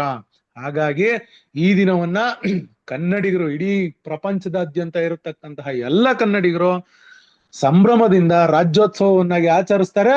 ಮತ್ತು ಹಳದಿ ಕೆಂಪು ನೋಡಿ, ಇಲ್ಲಿ ಬಂದಿರತಕ್ಕಂತ ಎಲ್ಲಾ ಮಾತೆಯರು ನಿಮ್ಮ ಹಣೆ ಮೇಲೆ ಏನ್ ಇಟ್ಕೊಂಡ್ ಬಂದಿದ್ದೀರಿ? ಕೆನ್ನೆಯಲ್ಲಿ ಹಳದಿ ಇಟ್ಕೊಂಡಿದ್ದೀರಿ, ಹಣೆ ಮೇಲೆ ಕುಂಕುಮ ಇಟ್ಕೊಂಡಿದ್ದೀರಿ. ಅದು ಅದರ ಸಂಕೇತ, ಶಾಂತಿ, ಕ್ರಾಂತಿ ಅದೆಲ್ಲ ಬೇರೆ ಇದ್ರು ಕೂಡ ಒಂದು ಭುವನೇಶ್ವರಿ ತಾಯಿ, ನಾವು ಭಾರತ ಮಾತೆಯನ್ನ ಹೇಗೆ ಮಾತೆಯನ್ನಾಗಿ ನೋಡ್ತೀವೋ ನಮ್ಮ ನಾಡದೇವಿ ಕೂಡ ಭುವನೇಶ್ವರಿ ತಾಯಿ. ಹಾಗಾಗಿ ಭುವನೇಶ್ವರಿಯ ಕೆನ್ನೆ ಮೇಲೆ ಮತ್ತು ಹಣೆಯ ಮೇಲೆ ಇರತಕ್ಕಂತಹ ಬಣ್ಣವನ್ನ ನಮ್ಮ ನಾಡಧ್ವಜವನ್ನಾಗಿ ಮಾಡಿಕೊಂಡು ನಾವು ಹೆಮ್ಮೆಯಿಂದ ಇವತ್ತು ಆಚರಿಸ್ತೀವಿ. ಕೇವಲ ನಾಗರಿಕರು ಮಾತ್ರ ಆಚರಿಸೋದಿಲ್ಲ, ಇದನ್ನ ಸರ್ಕಾರವೇ ಖುದ್ದು ನಿಂತು ನಮ್ಮ ದೇಶದ, ಅಂದ್ರೆ ನಮ್ಮ ದೇಶ, ನಾನು ಯಾವಾಗ್ಲೂ ರಾಜ್ಯ ಅಂತ ಕರೆಯೋದಿಲ್ಲ, ನಾನು ಯಾವಾಗ್ಲೂ ಇದನ್ನ ಕನ್ನಡ ದೇಶ ಅಂತಾನೆ ನಾನು ಕರೆಯೋದು. ನನ್ನ ಕನ್ನಡದ ದೇಶದ ನಾಗರಿಕರ ಜೊತೆ ಸರ್ಕಾರವೂ ಕೂಡ ಸೇರ್ಕೊಂಡು ಈ ಒಂದು ಸಂಭ್ರಮಾಚರಣೆಯನ್ನ ಆಚರಿಸ್ತದೆ. ಇಂಥ ಒಂದು ಸಂಭ್ರಮಾಚರಣೆಗೆ ನನ್ನನ್ನ ಮುಖ್ಯ ಅತಿಥಿಯನ್ನಾಗಿ ಈ ರೀತಿ ಸುಮಾರು 400 ಮನೆಗಳು, ಫ್ಲಾಟ್ಗಳಿರತಕ್ಕಂತಹ ಅತಿ ದೊಡ್ಡವಾದಂತಹ ಸತ್ವ ಅಪಾರ್ಟ್ಮೆಂಟ್ ನಲ್ಲಿ ಸುಮಾರು 800-1000 ಜನ ಇವತ್ತು ಸೇರಿರ್ತಕ್ಕಂತಹ ಅನೇಕ ಸಾಂಸ್ಕೃತಿಕ ಕಾರ್ಯಕ್ರಮಗಳಿಗೋಸ್ಕರ ಮಕ್ಕಳೆಲ್ಲ ಕಾಯ್ತಾ ಇದ್ದೀರಿ. ಇವತ್ತು ನನಗೆ ಒಂದು ಧ್ವಜಾರೋಹಣಕ್ಕೆ ನನ್ನನ್ನ ಸ್ವಾಗತಿಸಿದ್ದು, ಆಹ್ವಾನಿಸಿದ್ದು ನನಗೆ ಬಹಳ ಹೆಮ್ಮೆಯ ವಿಷಯ. ಮತ್ತೆ ಇದು ಕೇವಲ ಹೆಮ್ಮೆ ಅಲ್ಲ, ಇದು ಪ್ರತಿಯೊಬ್ಬ ಕನ್ನಡಿಗನ ಕರ್ತವ್ಯ ಆಗಿದೆ. ಮತ್ತೆ ಇದು ನನಗೆ ಅತ್ಯಂತ ಸಂತೋಷದಾಯಕ ಅಂತಂದ್ರೆ, ಯಾವುದೇ ಒಬ್ಬ ಮನುಷ್ಯನಿಗೆ ಒಂದು ರಾಷ್ಟ್ರಧ್ವಜ ಅಥವಾ ನಾಡಧ್ವಜವನ್ನ ಹಾರಿಸೋದು ಅಂತಂದ್ರೆ ಅದು ಅವನ ಜೀವಮಾನದಲ್ಲೇ ಅದು ಅತ್ಯಂತ ಗರ್ವ ಮತ್ತು ಹೆಮ್ಮೆಯ ಸಂಕೇತ. ಅದೊಂದು ಸಂತೋಷದಾಯಕವಾದಂತ ಕ್ಷಣ.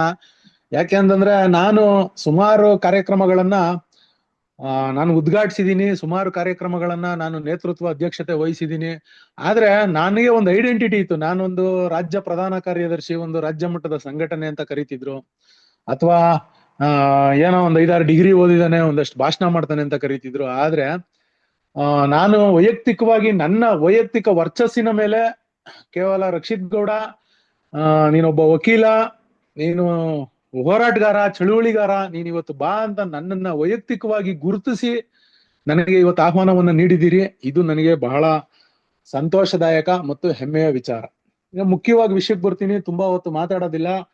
ನವೆಂಬರ್ 1, 1956, ಇವತ್ತು 70ನೇ ವರ್ಷದ ನಾವು ರಾಜ್ಯೋತ್ಸವವನ್ನು ಆಚರಿಸ್ತಾ ಇದ್ದೀವಿ ಅಂತ ನಾನು ಹೇಳ್ಕೊಂಡೆ. ಹಾಗಾದ್ರೆ ನೀವೆಲ್ಲ ಪ್ರಶ್ನೆ ಕೇಳ್ಬೋದು, ಕನ್ನಡಿಗರಿಗೆ ಕರ್ನಾಟಕ ರಾಜ್ಯಕ್ಕೆ ಕೇವಲ 70 ವರ್ಷದ ಇತಿಹಾಸನಾ?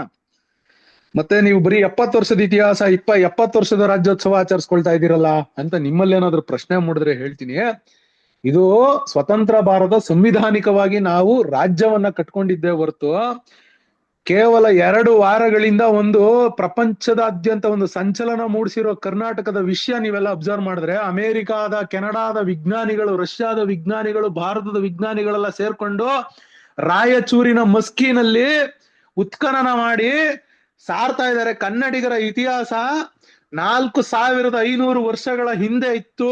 ಅಲ್ಲಿ ಸಿಗ್ತಾ ಇದೆ, ಕುರುಹುಗಳು ಸಿಗ್ತಾ ಇದೆ, ನೆಲ ಅಗಿತಾ ಇದ್ದಾರೆ.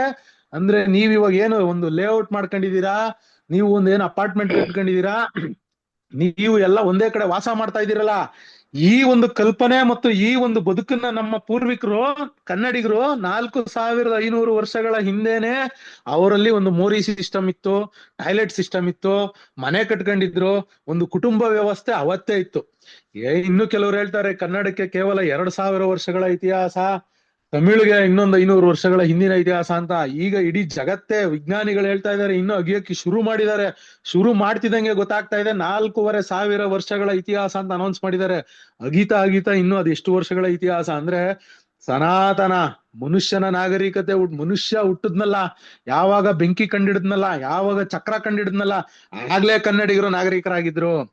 ಅಲ್ಲಿಗೆ ನಾವು ಹೆಮ್ಮೆಯಿಂದ ಹೇಳ್ಕೊಳ್ಳಿ, ನಾವು ರೋಮ್ ಸಾಮ್ರಾಜ್ಯ, ಈಜಿಪ್ಟ್ ಸಾಮ್ರಾಜ್ಯದ ಸಿಂಧೂ ನಾಗರಿಕತೆಯ ಸಮಕಾಲೀನರು ಕನ್ನಡಿಗರು. ಕನ್ನಡ ನಾಡು ಅವಾಗ್ಲೇ ಅಸ್ತಿತ್ವದಲ್ಲಿತ್ತು. 2ನೇ ವಿಷಯಕ್ಕೆ ಬರ್ತೀನಿ.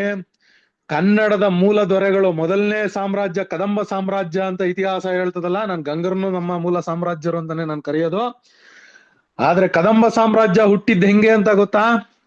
ಪಲ್ಲವರು ಅನ್ನತಕ್ಕಂತಹ ಪರಭಾಷಿಕರು, ನೀನೊಬ್ಬ ಹೇಡಿ, ಕನ್ನಡಿಗರು ಅಭಿಮಾನವಿಲ್ಲದವರು. ಅಣ್ಣವ್ರ ಸಿನಿಮಾ ನೀವೆಲ್ಲ ನೋಡಿರ್ತೀರಿ, ಮಯೂರ ಸಿನಿಮಾ. ಇಲ್ಲಿ ಇರತಕ್ಕಂಥ ಕನ್ನಡಿಗರು, ಹಿಂದಿಯವರು, ಗುಜರಾತಿ, ಮಲಯಾಳಿ, ಬೆಂಗಾಳಿ ಎಲ್ಲಾ ಇದೀರಿ. ಕನ್ನಡಿಗರು ಗೊತ್ತಿರ್ತೇವೆ, ಅಕ್ಕಪಕ್ಕ ಕೂತಿರೋ ಕನ್ನಡಿಗರನ್ನ ಕೇಳಿ, ಅಣ್ಣ ಅವ್ರದೊಂದು ಮಯೂರ ಸಿನಿಮಾ ಬಂದಿತ್ತು. ಕೇವಲ ಯಾರೋ ಪರರಾಜ್ಯದ ರಾಜರು ನಮ್ಮನ್ನ ಹೀಯಾಳಿಸ್ತಾರೆ, ನೀನೊಬ್ಬ ಕ್ಷತ್ರಿಯ ಅಲ್ಲ, ಕನ್ನಡಿಗರು ವೀರರಲ್ಲ, ಶೂರರಲ್ಲ ಅನ್ನತಕ್ಕಂಥ ಒಂದು ಹೀಯಾಳಿಕೆ ಮಾತಿಗೋಸ್ಕರ ಒಂದು ಸ್ವಾಭಿಮಾನದಿಂದ ಹುಟ್ಟಿದ್ದೆ ಕನ್ನಡಿಗರ ಮೊಟ್ಟ ಮೊದಲ ಸಾಮ್ರಾಜ್ಯ. ಅದು ನಮ್ಮ ಹೆಮ್ಮೆಯ ಸಂಕೇತ. 2ನೇದು, ಇಡೀ ಅಖಂಡ ಭಾರತದಲ್ಲೇ, ಪ್ರಪಂಚದಲ್ಲೇ ಅಂತಾನೆ ಹೇಳ್ಬೋದು, ದೀರ್ಘ ಕಾಲ, ಸುಮಾರು 1000 ವರ್ಷಗಳ ಕಾಲ, 970, 950 ವರ್ಷಗಳ ಕಾಲ, ಅಂದ್ರೆ 1000 ಅಂತಾನೆ ಅಂದಾಜ್ ಮಾಡ್ಕೊಂಡ್ರು, ಒಂದು ಮನೆತನ ಮಾತ್ರ ಸುದೀರ್ಘ ಕಾಲ ಒಂದು ದೇಶವನ್ನ ಆಳಿದ್ದು ಅವರು ತಲಕಾಡು ಗಂಗರು. ಎಲ್ರು ಆಳಿದ್ದಾರೆ 70 ವರ್ಷ, 80 ವರ್ಷ. ಬ್ರಿಟಿಷರು ಬಂದ್ರು 300 ವರ್ಷ, ಮೊಘಲರು ಬಂದ್ರು 600 ವರ್ಷ.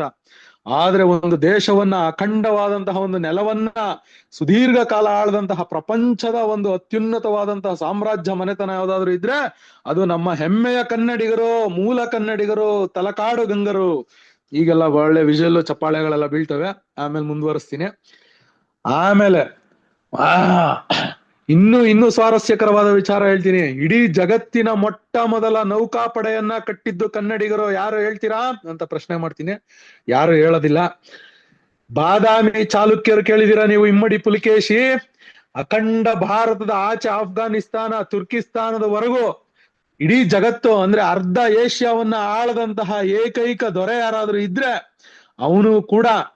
ಅಶೋಕ ಕೂಡ ಆಳಿಲ್ಲ ಭಾರತದಾಚೆ, ಅಮೋಘ ವರ್ಷ ನೃಪತುಂಗ ಕೂಡ ಆಳಿಲ್ಲ, ಅವನು ಕನ್ನಡಿಗನೇ. ಆದ್ರೆ ಬಾದಾಮಿ ಚಾಲುಕ್ಯರು, ಇಮ್ಮಡಿ ಪುಲಿಕೇಶಿ ಅವನನ್ನ ನೌಕಾಪಡೆಯ ಪಿತಾಮಹ ಅಂತ ಕರೀತಾರೆ. ಅಂದ್ರೆ ಜಗತ್ತಿಗೆ ಆರ್ಮಿ ಕಂಡಿಡ್ದಿದ್ರು. ನೌಕಾ ಅಂದ್ರೆ ನೆಲದ ಮೇಲೆ ಯುದ್ಧ ಮಾಡೋ ಕಾನ್ಸೆಪ್ಟ್ ಗೊತ್ತಿತ್ತು. ಆದ್ರೆ ನೀರಿನ ಮೇಲೆ ಯುದ್ಧ ಮಾಡೋದನ್ನ ಹೇಳ್ಕೊಟ್ಟಿದ್ದೆ ಈ ಜಗತ್ತಿಗೆ ಕನ್ನಡಿಗರು. ಅದಾದ್ಮೇಲೆ ಅಮೋಘ ವರ್ಷ ನೃಪತುಂಗ, ಅವನ ಬಗ್ಗೆ ಎಲ್ಲ ನಿಮಗ್ ಗೊತ್ತಿರ್ತದೆ. ರಾಷ್ಟ್ರಕೂಟ ದೊರೆ, ಕನ್ನಡ ಸಾಹಿತ್ಯವನ್ನ ಅವನೇ ಒಬ್ಬ ಸಾಹಿತ್ಯಕಾರ, ಅವನೇ ಕಲಾವಿದ. ಅವನ ಸಾಹಿತ್ಯ, ಅವನ ಕಾಲದಲ್ಲಿ ಓದಂತಹ ಸಾಹಿತ್ಯ ಇವತ್ತು ಜಗತ್ತಿನಾದ್ಯಂತ ಕನ್ನಡಿಗರ ಸಾಹಿತ್ಯ ಹೋಗಿದೆ. ಹಿಂದೂ ಸಾಮ್ರಾಜ್ಯವನ್ನ ಅವನ ಯಾರೋ ಮರಾಠಿಯವನು ಶಿವಾಜಿ ಉಳಿಸ್ದ, ಮತ್ತೊಬ್ಬ ಉಳಿಸ್ದ, ಮಗದೊಬ್ಬ ಉಳಿಸ್ದ ಅಂತೀರಿ. ಮುಘಲ್ ದೊರೆಗಳು ಈ ಭಾರತವನ್ನ ಸಂಪೂರ್ಣವಾಗಿ ತಮ್ಮ ತೆಕ್ಕೆಗೆ ತಗೊಂಡು ಎಲ್ಲ ಸಾಮ್ರಾಜ್ಯಗಳನ್ನ ನಾಶ ಮಾಡಿದಾಗ ಹಿಂದೂ ಸಂಸ್ಕೃತಿಯನ್ನ ಪುನರುತ್ಥಾನ ಮಾಡ್ಬೇಕು, ಮರು ಸಂಸ್ಥಾಪನೆ ಮಾಡ್ಬೇಕು ಅಂತ ಛಲ ತೊಟ್ಟು ಸಾಮ್ರಾಜ್ಯ ಕಟ್ಟಿದ್ದೆ ವಿಜಯನಗರದ ಹಕ್ಕಾಬುಕ್ಕರು,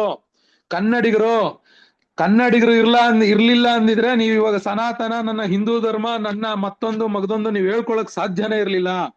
ಕನ್ನಡಿಗರ ಕೊಡುಗೆ ಭಾರತಕ್ಕೆ ಮತ್ತು ಈ ಧರ್ಮಕ್ಕೆ, ಈ ದೇಶಕ್ಕೆ, ಈ ನೆಲಕ್ಕೆ ಎಷ್ಟು ಕೊಡುಗೆ ಇದೆ ಅಂತ ನೀವು ಕೃಷ್ಣದೇವರಾಯ ಮತ್ತು ವಿಜಯನಗರದ ಅರಸರ ಬಗ್ಗೆ ತಿಳ್ಕೊಂಡ್ರೆ ನೀವು ಕಾಲರ್ ಎತ್ಕೊಂಡು ಓಡಾಡ್ತೀರಿ. ಇನ್ನ 3 ಸ್ವಾರಸ್ಯಕರವಾದ ವಿಚಾರ ಹೇಳ್ತೀನಿ. ಇಲ್ಲಿ ಮಹಿಳೆಯರು ಬಹಳಷ್ಟು ಜನ, 70% ಇವತ್ತು ಮಹಿಳೆಯರು ಬಂದಿದ್ದೀರಿ. ಪ್ರಾಬಬ್ಲಿ ನಿಮ್ ಮಕ್ಕಳೆಲ್ಲ ಡ್ಯಾನ್ಸು ಮತ್ತೊಂದು ಕಲ್ಚರಲ್ ಇವೆಂಟ್ಸ್ ಇದೆ ಅಂತ ನೋಡಕ್ ಬಂದಿರ್ಬೋದು. ಅಖಂಡ ಭಾರತದಲ್ಲೇ ಮೊಟ್ಟ ಮೊದಲ ಸ್ವತಂತ್ರ ಹೋರಾಟಗಾರ್ತಿ ಯಾರು ಅಂತ ಹೇಳ್ತೀರಾ? ಯಾರಾದ್ರೂ ಹೇಳ್ತೀರಾ? ಯಾರು ಹೇಳಲ್ಲ ಸರ್. ಅವಾಗ ಹೇಳ್ತೀನಿ, ಅದು ಕೂಡ ಕನ್ನಡತಿ ಕಿತ್ತೂರು ರಾಣಿ ಚೆನ್ನಮ್ಮ. ಎಲ್ಲ ಪುರುಷರೇ ಸ್ವತಂತ್ರ ಬ್ರಿಟಿಷರ ವಿರುದ್ಧ ಯುದ್ಧ ಮಾಡ್ಬೇಕಾದ್ರೆ ಮೊಟ್ಟ ಮೊದಲ ಸಾಮ್ರಾಜ್ಯ ಒಬ್ಳು ರಾಣಿ, ಹರ ಹರ ಮಹಾದೇವ್, ಎಲ್ಲ ಭಾರತ್ ಜೈ ಭಾರತ್ ಅನ್ನೋ ಕಾನ್ಸೆಪ್ಟ್ ಅಲ್ಲಿ ಇದ್ದಂತ ಸಂದರ್ಭದಲ್ಲಿ, ಅಥವಾ ಅವರವರ ಸಾಮ್ರಾಜ್ಯಗಳ ಹೆಸರನ್ನ ಹೇಳ್ಬೇಕಾದ್ರೆ ಕತ್ತಿಯನ್ನ ಜಳಪಿಸಿ, ನೀವೇ ನಮ್ಮ ತಾತನ್ ಗುಟ್ಟಿದೀರಾ, ನಮ್ಮ ಅಪ್ಪನ್ ಗುಟ್ಟಿದೀರಾ, ನಿಮ್ಗೆ ಯಾಕ್ರೋ ಕೊಡಬೇಕು ತೆರಿಗೆ, ನೀವೇನ್ ಇಲ್ಲಿ ಉತ್ತಿದ್ದೀರಾ, ಬಿತ್ತಿದೀರಾ, ಪರಂಗಿಗಳ ಕೋತಿ ಮುಖದವರ, ಕೆಂಪು ಮೂತಿ ಮುಸುಡಿ ಜಿರಳೆಗಳ ಅಂತ ಹೀಯಾಳಿಸಿ ಅವರ ವಿರುದ್ಧ ಕತ್ತಿ ಜಳಪಿಸಿ ಸೆರೆಮನೆ ವಾಸವನ್ನ ಅನುಭವಿಸಿ, ನೀವೆಲ್ಲ ಭಗತ್ ಸಿಂಗ್ ಒಬ್ಬನೇ ಕುತ್ತಿಗೆ ನೇಣು ಕೊಟ್ಟಿದ್ದು ಸ್ವತಂತ್ರ ಹೋರಾಟಗಾರದಲ್ಲಿ, ಸುಭಾಷ್ ಚಂದ್ರ ಬೋಸ್ ಬರೀ ಉತ್ತರದವ್ರು ಹೇಳ್ತೀರಿ. ಆದ್ರೆ ಮೊಟ್ಟ ಮೊದಲು ಪಬ್ಲಿಕ್ ನಲ್ಲಿ ಬ್ರಿಟಿಷರು ಹ್ಯಾಂಗ್ ಮಾಡಿದ್ದು ನಮ್ಮ ಸಂಗೊಳ್ಳಿ ರಾಯಣ್ಣರೇ. ಸ್ವತಂತ್ರ ಹೋರಾಟದಲ್ಲಿ ಕನ್ನಡಿಗರ ಕೊಡುಗೆ ನೀವು ಕೇಳಿದ್ರೆ ಮೈ ರೋಮಾಂಚನ ಆಯ್ತದೆ. ಆಮೇಲೆ ಇನ್ನೊಂದು ಹೆಸರು ಹೇಳ್ತೀನಿ, ನೀವು ಯಾರಾದ್ರೂ ಮಹಿಳಾ ಸೈನ್ಯ, ಜಗತ್ತಿನಲ್ಲೇ ಮೊಟ್ಟ ಮೊದಲ ಮಹಿಳಾ ಸೈನ್ಯ ಕಟ್ಟಿದ್ದು ಯಾರಾದ್ರೂ ಗೊತ್ತಾ? ಯಾರಾದ್ರೂ ಹೇಳ್ತೀರಾ? ಇಲ್ಲಿ ತುಂಬಾ ಜನ ಬಹಳಷ್ಟು ವಿದ್ಯಾವಂತರಿದ್ದೀರಿ, ಎಲ್ಲ ತಮ್ಮ IT ಕಂಪ್ನಿ ಉದ್ಯೋಗಿಗಳಿದ್ದೀರಿ, ಅಪಾರ್ಟ್ಮೆಂಟ್ ನಲ್ಲಿ ಟೀಚರ್ಸ್ ಇದ್ದೀರಿ, ರಿಟೈರ್ಡ್ ಲೆಕ್ಚರರ್ಗಳಿದ್ದೀರಿ. ಜಗತ್ತಿನ ಇವಾಗ್ಲೂ ಯಾರು ಹೇಳಲ್ಲ, ಯಾರು ಹೇಳಿ ಅಂತಂದಾಗ ಯಾರು ಕೈ ಎತ್ತಿ ಮಾತಾಡಲ್ಲ. ಜಗತ್ತಿನ ಮೊಟ್ಟ ಮೊದಲ ಮಹಿಳಾ ಸೈನ್ಯವನ್ನ ಜಗತ್ತಿಗೆ ಪರಿಚಯಿಸಿದವರು ಅಂತಂದ್ರೆ, ವಿಶ್ವದಲ್ಲೇ ಮಹಿಳಾ ಸೈನ್ಯ ಬರೀ ಲೇಡಿ ಸೋಲ್ಜರ್ಗಳು, ಲೇಡಿ ಕಮಾಂಡರ್ಗಳೇ ಇದ್ದಂತಹ ಒಂದು ಲೇಡಿ ಆರ್ಮಿಯನ್ನ ಕಟ್ಟಿದ್ಯಾರು ಗೊತ್ತಾ? ಅದು ಕೂಡ ಬೆಳವಡಿ ಮಲ್ಲಮ್ಮ ಅಂತ. ಅಂದ್ರೆ ಬರೀ ಸೈನ್ಯ ಕಟ್ಟಿ ಅವಳು ಮೆರವಣಿಗೆ ಮಾಡ್ತಿರ್ಲಿಲ್ಲ. ಪಕ್ಕದ ರಾಜ್ಯದ ಶಿವಾಜಿ ಕಳ್ಳತನ ಮಾಡಕ್ಕೆ ಬಂದಾಗ ಅವನ ತಲೆಯ ಮೇಲೆ ಕಾಲಿಟ್ಟು, ಬದುಕೋ ಹೋಗ್, ಪ್ರಾಣ ಭಿಕ್ಷೆ ಕೊಟ್ಟಿದ್ದೀನಿ, ಹೋಗ್ ಬದುಕೋ ಅಂತ ಬಿಟ್ಟು ಅಂತ ಶಿವಾಜಿ ಛತ್ರಪತಿಯನ್ನ, ಸೈನ್ಯವನ್ನೇ ಮಟ್ಟ ಹಾಕ್ದಂತಹ ವೀರಾಗ್ರಣಿ ನಮ್ಮ ಕನ್ನಡತಿ ಬೆಳವಡಿ ಮಲ್ಲಮ್ಮ. ಅದ್ರ ಜೊತೆಗೆ ಇನ್ನೊಂದು ಹೇಳ್ತೀನಿ, ಕ್ರೂರಾತಿ ಕ್ರೂರ, ಕರುಣೆನೇ ಇಲ್ಲದ ದೊರೆ, ಮೊಘಲ್ ಸಾಮ್ರಾಜ್ಯದ ಚಕ್ರವರ್ತಿ ಔರಂಗಜೇಬನ ಹೆಸರೆಲ್ಲರೂ ಕೇಳಿದೀರಾ ಅಲ್ವಾ? ಅಖಂಡ ಭಾರತದಲ್ಲಿ ಯಾವ ರಾಜನು ಇವನನ್ನ ಸೋಲ್ಸಕ್ಕಾಗಿಲ್ಲ. ಕೊನೆಗೆ ಅವನು ಮುಣಿದಿದ್ದು ಕೂಡ ಅವನ ಮಗನೇ ತಗೊಂಡೋಗಿ ಅಪ್ಪನ್ನ ಸೆಲ್ಲಲ್ಲಿ ಇಡ್ತಾನೆ. ಆದ್ರೆ ಭಾರತದಲ್ಲಿ ಇವನ್ನ ಸೋಲ್ಸೋದಿರ್ಲಿ, ಇವನ್ ಎದುರುಗಡೆ ನಿಂತ್ಕೊಂಡು ಗುಟ್ರಾಕೋದಿಕ್ಕೂ ಯಾವ ಸಾಮ್ರಾಜ್ಯದ ಯಾವ ಪುರುಷ ಇವನ್ಗುನು ಧೈರ್ಯ ಇರ್ಲಿಲ್ಲ. ಇವನನ್ನ ಸೋಲ್ಸಿದ್ ಯಾರಾದ್ರೂ ಗೊತ್ತಾ ನಿಮ್ಗೆ? ಯಾವ ಕಾರಣಕ್ಕೆ ಸೋಲ್ಸಿದ್ಲು ಅಂತ ಯಾರಾದ್ರೂ ಕೇಳಿದೀರಾ ಅಂತ ಪ್ರಶ್ನೆ ಕೇಳ್ತೀನಿ ಸರ್. ಮತ್ತೆ ಯಾರು ಹೇಳಲ್ಲ. ಕೆಳದಿಯ ಚೆನ್ನಮ್ಮ ಹೆಸರು ಕೇಳಿದೀರಾ? ಶಿವಾಜಿಯ ವಂಶವನ್ನ ನಾಶ ಮಾಡ್ಬೇಕು, ಈ ಸಂತಾನವನ್ನ ಮುಗಿಸ್ಲೇಬೇಕು ಅಂತ ರಾಜಾರಾಮ ಅನ್ನೋ ಶಿವಾಜಿಯ ಮಗನ ಮೇಲೆ ಅಟ್ಯಾಕ್ ಮಾಡ್ತಾನೆ. ಆಗ ರಾಜಾರಾಮ ಇಡೀ ಭಾರತದಲ್ಲಿರೋ ಎಲ್ಲಾ ಸಾಮ್ರಾಜ್ಯದ ಎಲ್ಲಾ ರಾಜರ ಹತ್ರ ಹೋಗಿ ನನ್ನನ್ನ ರಕ್ಷಿಸಿ ನನಗೆ ಆಶ್ರಯ ಕೊಡಿ ಅಂತ ಕಾಲಕ್ಕೆ ಬಿದ್ದು ಕೇಳ್ಕೊಂಡ್ರು ಯಾರು ಔರಂಗಜೇಬನ್ ಎದುರುಗಡೆ ನಿಂತ್ಕೊಳ್ಳೋ ಅಷ್ಟು ಧೈರ್ಯನೂ ಇರಲ್ಲ, ಅವ್ರಿಗೆ ಇದೂನು ಇರಲ್ಲ. ಅಂತ ಸಂದರ್ಭದಲ್ಲಿ ಅವನು ಆಶ್ರಯ ಕೇಳಿದಾಗ, ಬಾ ನಾನಿದ್ದೀನಿ, ನಿನ್ನ ವಂಶವನ್ನ, ನಿಮ್ಮ ತಂದೆಯ ವಂಶವನ್ನ ನಾನು ಉಳಿಸ್ತೀನಿ, ಬಾ ನಿನ್ಗೆ ಆಶ್ರಯ ಕೊಡ್ತೀನಿ ಅಂತ ಕರ್ಕೊಂಬಂದಿದ್ದು ನಮ್ಮ ಕನ್ನಡತಿ ಕೆಳದಿಯ ಚೆನ್ನಮ್ಮ. ಬರೀ ಕರ್ಕೊಂಬರ್ಲಿಲ್ಲ, ಕರ್ಕೊಂಡ್ ಹೋದ್ಲಲ್ಲ ಅಂತ ಅನ್ಬಿಟ್ಟು ಔರಂಗಜೇಬ ಸೈನ್ಯವನ್ನ ಕಳಿಸ್ತಾನೆ. ಕೆಳದಿಯ ಕಾಡುಗಳಲ್ಲಿ ಕತ್ತಿನಲ್ಲಿ ಅವ್ರನ್ನ ತುಂಡು ತುಂಡಾಗಿ ಅಟ್ಟಾಡಿಸಿ ಒಡೆದು ರಕ್ತದ ಹೊಳೆಯನ್ನ ಹರಿಸಿ ರಾಜಾರಾಮನ್ನ ಉಳಿಸ್ತಾಳೆ. ಇದು ನಮ್ಮ ಕನ್ನಡಿಗರ ಇತಿಹಾಸ. ಇಷ್ಟೇ ಯಾಕೆ, ಇತ್ತೀಚೆಗೆ ನೀವೆಲ್ಲ ಭಾರತ, ಏಕ ಭಾರತ, ಒಂದು ಭಾರತ, ಒಂದು ಎಲೆಕ್ಷನ್ ಅಂತೆಲ್ಲ ಇತ್ತೀಚೆಗೆಲ್ಲ ಮಾತಾಡಕ್ಕೆ ಪ್ರಾರಂಭ ಮಾಡಿದಿರಿ. ಆದ್ರೆ ಭಾರತ ಅನ್ನೋ ಕಾನ್ಸೆಪ್ಟ್ಗೆ ಮೊದಲು ಸೈನ್ ಹಾಕಿ ಅಖಂಡ ಭಾರತ ಯೂನಿಯನ್ ಆಫ್ ಇಂಡಿಯಾಗೆ ಸೇರಿದ್ದೆ ಮೈಸೂರು ಮಹಾರಾಜರು. ನಮ್ಮಿಂದನೇ ಪ್ರಾರಂಭ ಆಗಿದ್ದು ಭಾರತ ಅನ್ನೋ ಕಾನ್ಸೆಪ್ಟ್. ಕನ್ನಡದ ಮೊದಲ ದಿನಪತ್ರಿಕೆ 1843ರಲ್ಲೇ ಮಂಗಳೂರು ಸಮಾಚಾರ ಬರೆದು ಬ್ರಿಟಿಷರ ವಿರುದ್ಧ ನಾವು ಜನಗಳನ್ನ ಒಟ್ಟುಗೂಡಿಸ್ತಾ ಇದ್ವಿ. ಅಲ್ಲಿಗೆ ಆಗ್ಲೇ ನಮ್ಮಲ್ಲಿ ಪತ್ರಿಕೆ ಓದತಕ್ಕಂತ ಕನ್ನಡಿಗರು ಆಲ್ರೆಡಿ ಇದ್ರು, ವಿಷಯ ತಿಳ್ಕೊಂಡು ನಾಳೆ ಬೆಳಿಗ್ಗೆ ಏನ್ ಮಾಡ್ಬೇಕು, ಹೋರಾಟ ಹೆಂಗ್ ಮಾಡ್ಬೇಕು, ನಾವು ಸಂಗ್ರಾಮ ಹೆಂಗ್ ಮಾಡ್ಬೇಕು ಅಂತ. ಇವತ್ತು ಭಾರತದ ಇಸ್ರೋ ಇರ್ಬೋದು, DRDO ಇರ್ಬೋದು, HAL ಇರ್ಬೋದು, BEL, BHEL, ಇನ್ಫೋಸಿಸ್, ವಿಪ್ರೋ, ಬಯೋಕಾನ್ ಅಂತ ಮಹಾನ್ ಸಂಸ್ಥೆಗಳಿಗೆ ಜಾಗ ಇರೋದೇ ಕರ್ನಾಟಕದಲ್ಲಿ. ಸರ್ವ ಧರ್ಮ ಸಮಭಾವದ ನಾಡು ಕರ್ನಾಟಕ. ಇಲ್ಲಿ ಜೈನರ ಮಹಾ ಕೊಡುಗೆ ಇದೆ, ಬುದ್ಧರ ಮಹಾ ಕೊಡುಗೆ ಇದೆ. ಎಲ್ಲಕ್ಕಿಂತ ಮುಖ್ಯವಾಗಿ ಅಖಂಡ ಭಾರತದಲ್ಲೇ ಒಂದು ಸರ್ವ ಧರ್ಮ ಸರ್ವ ಜಾತಿಗಳ ಒಂದು ಹೊಸ ಧರ್ಮಕ್ಕೆ ನಾಂದಿ ಹಾಡಿದ್ದೆ ಒಬ್ಬ ಕನ್ನಡಿಗ, ಬಸವಣ್ಣ ಅಂತ. ಆಮೇಲೆ ಇಂಜಿನಿಯರ್ಸ್ ಡೇ ಮಾಡ್ತೀರಿ. ಯಾರ ಹೆಸರಲ್ಲಿ ಇಂಜಿನಿಯರ್ಸ್ ಡೇ ಮಾಡ್ತೀರಿ? ಕನ್ನಡಿಗ ವಿಶ್ವೇಶ್ವರಯ್ಯನ ಹೆಸರಲ್ಲಿ ಇಡೀ ಪ್ರಪಂಚ ಇಂಜಿನಿಯರ್ಸ್ ಡೇ ಮಾಡ್ತದೆ. ಅತಿ ಹೆಚ್ಚು ಜ್ಞಾನಪೀಠ ಬರೆದಿರೋ ಭಾಷೆ ಕನ್ನಡ, ವಿಶ್ವ ಲಿಪಿಗಳ ರಾಣಿ ಕನ್ನಡದ ಲಿಪಿ. ಕರ್ನಾಟಕದ ಭೌಗೋಳಿಕ ಸ್ಥಿತಿಗತಿ ಗೊತ್ತಿರ್ಬೇಕು ನಿಮಗೆ. ನೀವು ಇಲ್ಲಿ ಬಹಳಷ್ಟು ಜನ ವಲಸೆಯವ್ರು ಬಂದಿದ್ದೀರಿ. ನಾನು ಭಾಷಣ ಮುಗಿಸಿದ್ಮೇಲೆ ಇಂಗ್ಲಿಷ್ ನಲ್ಲಿ ಅವ್ರಿಗೆ ಟ್ರಾನ್ಸ್ಲೇಟ್ ಮಾಡಿ ಹೇಳಿ. ಪ್ರಪಂಚದಲ್ಲೇ ನೀವು ಮರುಭೂಮಿಯನ್ನು ನೋಡತಕ್ಕಂತಹ, ಸಮುದ್ರವನ್ನು ನೋಡತಕ್ಕಂತಹ, ನಿತ್ಯ ಹರಿದ್ವರ್ಣದ ಕಾಡುಗಳು, ಪಶ್ಚಿಮ ಘಟ್ಟಗಳು ಇರತಕ್ಕಂತ, ಕೋಲ್ಡ್ ವೆದರ್ ಇರತಕ್ಕಂತ ಏಕೈಕ ಭೂಮಿ ಯಾವ್ದಾದ್ರು ಇದೆ ಕರ್ನಾಟಕ ಮಾತ್ರ. Karnataka tourism one state many world ಅಂತ ಕರೀತದೆ. ಯಾಕೆ ಅಂತಂದ್ರೆ ಇಲ್ಲಿ ಮರುಭೂಮಿನೂ ಇದೆ, ತಲಕಾಡಿನಲ್ಲಿ ಮರಳು ಭೂಮಿನೂ ಇದೆ, ನಿಮಗೆ ಹಚ್ಚ ಹಸಿರಿನ ಕಾವೇರಿ ನದಿಯಂತಹ ನದಿಗಳು ಹರಿತವೆ, ಬಿಜಾಪುರದಂತ ಬಯಲು ಸೀಮೆಯಲ್ಲಿ 5 ನದಿಗಳು ಹರಿತವೆ. ಮಂಗಳೂರು ಕಡೆ ಹೋದ್ರೆ ನಿಮ್ಗೆ ಕರಾವಳಿ ಸಮುದ್ರವನ್ನು ನೋಡ್ತೀರಿ. ಚಿಕ್ಕಮಂಗ್ಳೂರು, ಕೂರ್ಗಿಸ್ ಕಡೆ ಹೋದ್ರೆ ನೀವು ಯಾವ ಕಾಶ್ಮೀರಕ್ಕೂ ಹೋಗ್ಬೇಕಾಗಿಲ್ಲ, ಅಷ್ಟು ಥಂಡಿ ಇರತಕ್ಕಂತ ವೆದರ್, ಸ್ವಿಟ್ಜರ್ಲ್ಯಾಂಡ್ ಅಂತ ವೆದರ್ ಕೂಡ ನಮ್ಮ ಕರ್ನಾಟಕದಲ್ಲಿದೆ. ನಾನು ಕೊನೆಯದಾಗಿ ಮಾತು ಮುಗಿಸೋದಿಕ್ಕೆ ನಿಮ್ಮಲ್ಲಿ ಒಂದು ಮನವಿಯನ್ನ ಮಾಡ್ಕೊಳ್ತೀನಿ. ಮಾನ್ಯ ಕನ್ನಡಿಗರ ಎಲ್ಲರೂ ಇಲ್ಲಿ ಬಂದಿದ್ದೀರಿ. ನನ್ನ ಮನವಿ ಏನಪ್ಪಾ ಅಂತಂದ್ರೆ, ಇತ್ತೀಚೆಗೆ ಎಲ್ಲಾ ಅಪಾರ್ಟ್ಮೆಂಟ್ಗಳಲ್ಲೂ ನಮ್ಮ ಸಂಸ್ಕೃತಿಯನ್ನ ಮರಿತಾ ಇದ್ದೀರಿ. ನಮ್ಮ ನಾಡಿನ ಹಬ್ಬವಾದಂತಹ ಸಂಕ್ರಾಂತಿ ಮಾಡಲ್ಲ, ಎಳ್ಳು ಬೆಲ್ಲ ಬೀರಲ್ಲ, ಯುಗಾದಿ ಮಾಡಲ್ಲ, ಬೇವು ಬೆಲ್ಲ ಬೀರಲ್ಲ, ಓಣಂ ಮಾಡ್ತೀರಿ. ನಮ್ ಕಡೆ ಬಿಳಿ ಸೀರೆನ ಮುಂಡೇರ್ ಮಾತ್ರ ಹಾಕ್ತಾ ಇದ್ದಿದ್ದು. ನಾವೆಲ್ಲ ಚಿಕ್ಕ ಹುಡುಗರು ಇದ್ದಾಗ ಯಾರ ಗಂಡ ಸತ್ತವ್ರ ಮಾತ್ರ ಬಿಳಿ ಸೀರೆ.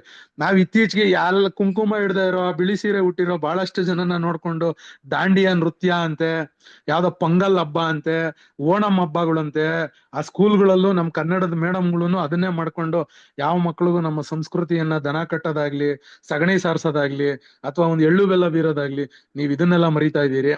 ಸೊ ಹಾಗಾಗಿ ತಮ್ಮಲ್ಲಿ ನಾನು ಮನವಿಯನ್ನ ಮಾಡ್ಕೊಳ್ತಾ, ಇದೊಂದು ಮನವಿ, ಇವತ್ತು ಬಂದಿದ್ದು ಇಷ್ಟು ಮಾತಾಡಿದ್ದಕ್ಕೂ ನೀವು ಇದೊಂದನ್ನ ತಲೆಯಲ್ಲಿ ಇಟ್ಕೊಂತೀರಾ ಅಂತ ಹೇಳಿ, ನಾನೇನು ಓಣಂ ಮಾಡಬೇಡಿ ಅಂತ ಹೇಳಲ್ಲ.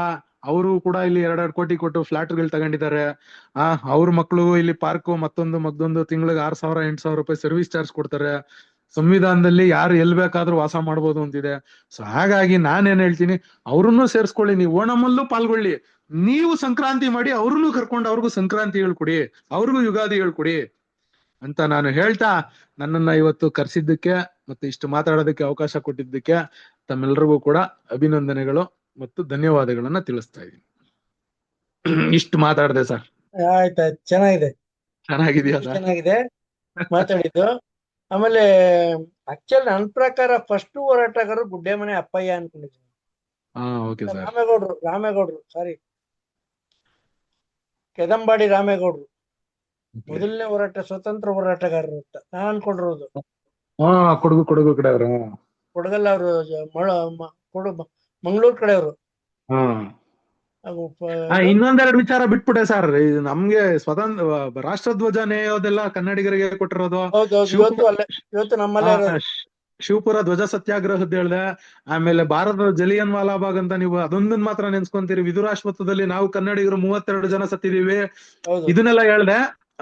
ಈಗ ಭಾಷಣ ಮಾಡ್ತದೆ ಅಲ್ಲಿ ಹೇಳ್ದೆ. ಇಲ್ಲಿ ಹೇಳಿದ್ ನಾನ್ ಜಾಪಿಸ್ದೆ ಸುಮ್ನೆ.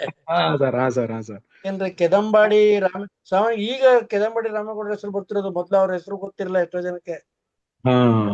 ಎದಕ್ಕೆ ಶುರುವಾದ ಗೊತ್ತಾಗಿದ್ದು. ಯಾಕೆಂದ್ರೆ ಅವರು ಹೇಳಿ ಪಾರ್ಶ್ವನಾಥ್. ರಕ್ಷಿತ್ ಗೌಡ್ರು, ಎಲ್ಲಾ ನೀವು ಮಾತಾಡಿದ್ದೆಲ್ಲ ಚೆನ್ನಾಗಿತ್ತು.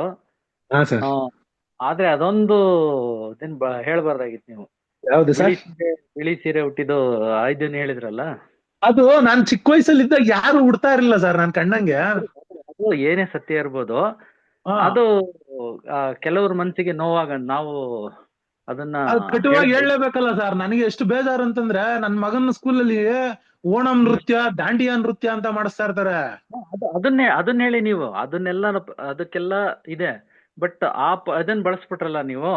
ಹಾ, ಈಗ ಬಿಳಿ ಸೀರೆ ನಮ್ಮ ಹೆಣ್ಮಕ್ಳು ಈಗ ಎಲ್ಲಾ ಕಡೆ ಹಾಕೊಂಡು ಹೋಗ್ತಾರೆ. ಅದು ಅದಕ್ಕೆ ಅಂತ ಮೀಸಲಾಗಿಲ್ಲ ಇವಾಗ. ಮೀಸಲಾಗಿಲ್ಲ ಇವಾಗ. ಅದರಿಂದ ಅದೊಂದ್ ಬಿಟ್ರೆ ಇನ್ನೆಲ್ಲದು ನೀವು ಮಾತಾಡಿದ್ದು ಬಹಳ ಸರಿ ತೂಕವಾಗಿತ್ತು. ಸರ್. ಅಲ್ಲಿ ಸರಿ ಸರ್. ಏನಾಗ್ಬಿಡುತ್ತೆ ಅಂದ್ರೆ ಅಲ್ಲಿ ಮಾತಾಡಿದಾಗ ಹಾ, ಅದೊಂದ್ ಸ್ವಲ್ಪ ಎಲ್ಲೋ ಒಂತ ಲಘು ಆಗೋಯ್ತೇನೋ ಅಂತ ನನ್ಗನ್ನಿಸ್ತು. ಹಾ, ಸರಿ ಸರ್. ಸರಿ ಸರ್, ತಿದ್ಗಂತೀನಿ ನೆಕ್ಸ್ಟ್ ಭಾಷಣದಲ್ಲಿ ಆತರ ಏನು ಹೇಳಲ್ಲ. ಆದ್ರೆ ಒಂದೊಂದ್ಸರಿ ಉದ್ವೇಗಕ್ಕೊಳಗಾದಾಗ ಬಂದ್ಬಿಡ್ತದೆ ಸರ್. ಖಂಡಿತ ನಮ್ಗೆ ಉದ್ವೇಗ ಬಂದಾಗ ನಾವ್ ಏನ್ ಮಾತಾಡ್ತೀವಿ ಅಂತ ನಮ್ಗೆ ಇದಾಗಲ್ಲ ಅದು. ಆದ್ರೆ ನಾವು ಸ್ವಲ್ಪ ಈಗ ಕನ್ನಡ ಪರ ಹೋರಾಟಗಾರರು ಇದು ಅಂತ ಹೇಳಿದಾಗ ನಾವೊಂದ್ ಸ್ವಲ್ಪ ಕೆಲವೊಂದು ಇದನ್ನ ನಾವು ಅದನ್ನ ಕಾಪಾಡ್ಕೋಬೇಕು. Okay sir. ಅದನ್ನ ನಿಮ್ ಗಮನಕ್ಕೆ ತರ್ತಾ ಇದ್ದೀನಿ. ತಾಳ್ಮೆ ಮತ್ತು ಸಹನೆ ಇರುತ್ತೆ. ಬಿಸಿರಕ್ತ ನಿಮ್ದು, ನಮ್ದು ವಯಸ್ಸಾದವರು. ತುಂಬಾ ವ್ಯತ್ಯಾಸ ಇಷ್ಟೇ.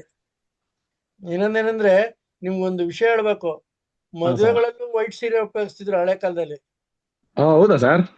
ನಿಮ್ಗೆ ಅದು ಗೊತ್ತಿಲ್ಲ. ಮದುವೆ ಮನೆಗಳಲ್ಲಿ ಅದೇ ಒಂದು ಕಥೆನೇ ಇದೆ.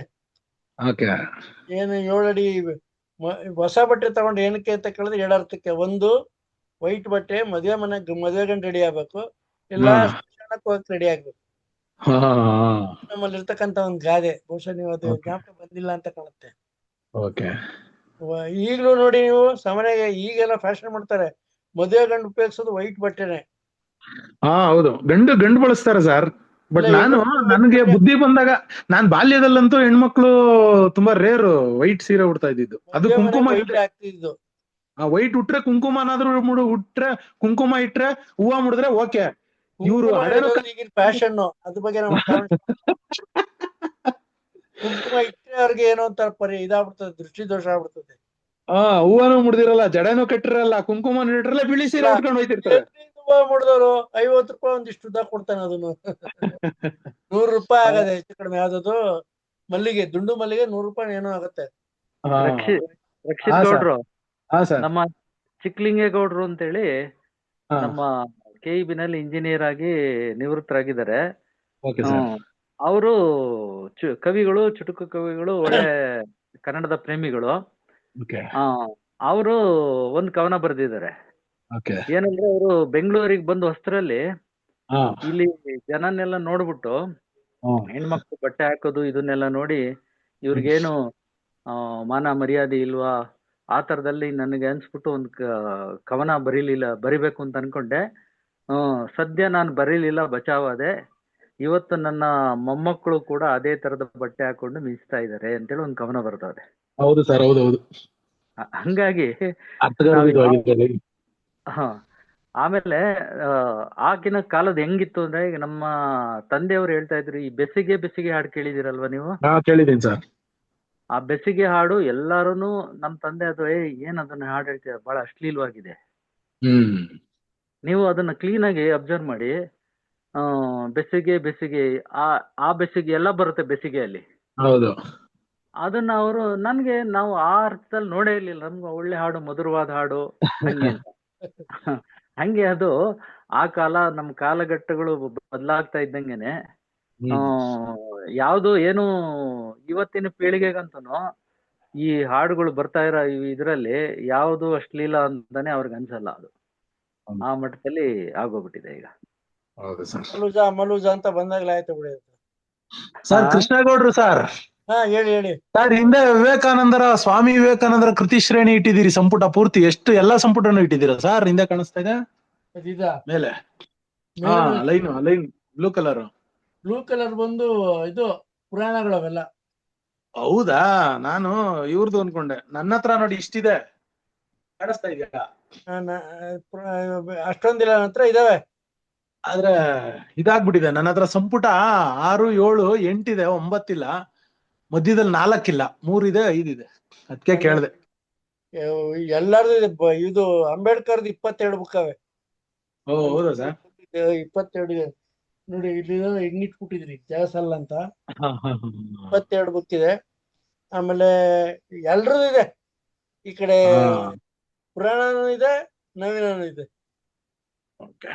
ಇವ್ರು ಪಾರ್ಶ್ವನಾಥ್ ಸರ್ ಬಹಳಷ್ಟು ಚೆನ್ನಾಗಿ ತಿಳುವಳಿಕೆ ಹೇಳ್ತಾರೆ ಸರ್. ಸುಮಾರು ವಿಚಾರಗಳು ನಮ್ಗೆ ಹಳೇದೆಲ್ಲ ಗೊತ್ತೇ ಇಲ್ಲ. ಇಲ್ಲ ಇಲ್ಲ ಇಲ್ಲ, ಅವರು ನಮ್ಮ ವಯಸ್ಸಿನವ್ರಲ್ವೇ, ಹೆಚ್ಚು ಕಡಿಮೆ. ಅದಕ್ಕೆ ಒಂದು ನಾವೆಲ್ಲ ತಿಳ್ಕೊಂಡಿದೀವಿ ಅನ್ನೋದಕ್ಕನ್ನ ಈಗ ನಮ್ ಶಂಕರೇಗೌಡರು ಕೂಡ ಒಂದಷ್ಟು ಹೇಳ್ಬೋದು. ಹೇಳಿ ಶಂಕರೇಗೌಡ್ರೆ, ಹೇಳಿ, ಮಾತಾಡಿ ಮಾತಾಡಿ, ಅನ್ಮ್ಯೂಟ್ ಮಾಡಿ.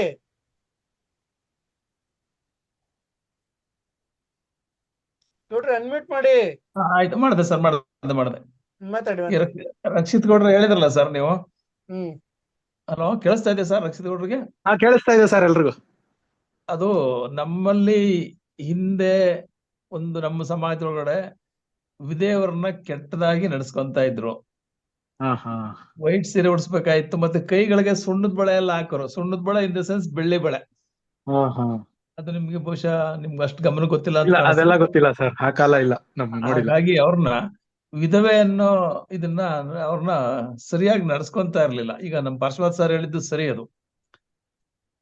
ಹಾಗಾಗಿ ಬಿಳಿ ಸೀರೆ ಹಾಕಿದ್ರು ಅನ್ನೋದಕ್ಕೆ ಅದನ್ನ ನಾವು ಡಿಗ್ರೇಡ್ ಮಾಡಿ ಮಾತಾಡೋದು ಅಷ್ಟು ಸಮಂಜಸ ಅಲ್ಲ. ಅದಲ್ಲ ಸರ್, ನೀವ್ ಕನ್ಫ್ಯೂಸ್ ಆದ್ರಿ. ನಾನ್ ಹೇಳ್ತಾ ಇರೋದು ಈಗಿನ ಕಾಲದ ಹುಡುಗರು ಸ್ಕೂಲ್ಗಳಿಗೆ ಈಗ ಓಣಂ ಹಬ್ಬ ಆಚರಿಸೋದಕ್ಕೆ ವೈಟ್ ಸೀರೆ ಉಟ್ಕೊಂಡು ಹೋಯ್ತಾರ ಮಲಯಾಳಿಗಳ ತರ ಅಂತ ಹೇಳಿದ್ದು. ಹೌದಾ? ಕನ್ಫ್ಯೂಸ್ ಮಾಡ್ಕೊಂಡ್ರಿ. ಈಗಿನ ಹುಡುಗರು ಹೂವನು ಮುಡಿಯಲ್ಲ. ಓಣಂ ಹಬ್ಬ ಅತಿ ಆಯ್ತು, ಸಂಕ್ರಾಂತಿ ಮಾಡಿ ಓಣಂ ಬದಲು ಕನ್ನಡ ಹಬ್ಬನ ಮಾಡಿ. ಯಾಕೆ ನೀವು ವಿಧೇಯರ ತರ ಕುಂಕುಮ ಇಡಲ್ಲ, ಹೂವ ಮುಡಲ್ಲ, ಜುಟ್ಟು ಬಿಟ್ಕೊಂಡು ವೈಟ್ ಸೀರೆ ಹಾಕೊಂಡು ತಂಡವಾಗಿ ಹೋಯ್ತಿದ್ರೆ ಹುಡುಗರು ಏನ್ ಅನ್ಕೋಬೇಕು ನಾವು?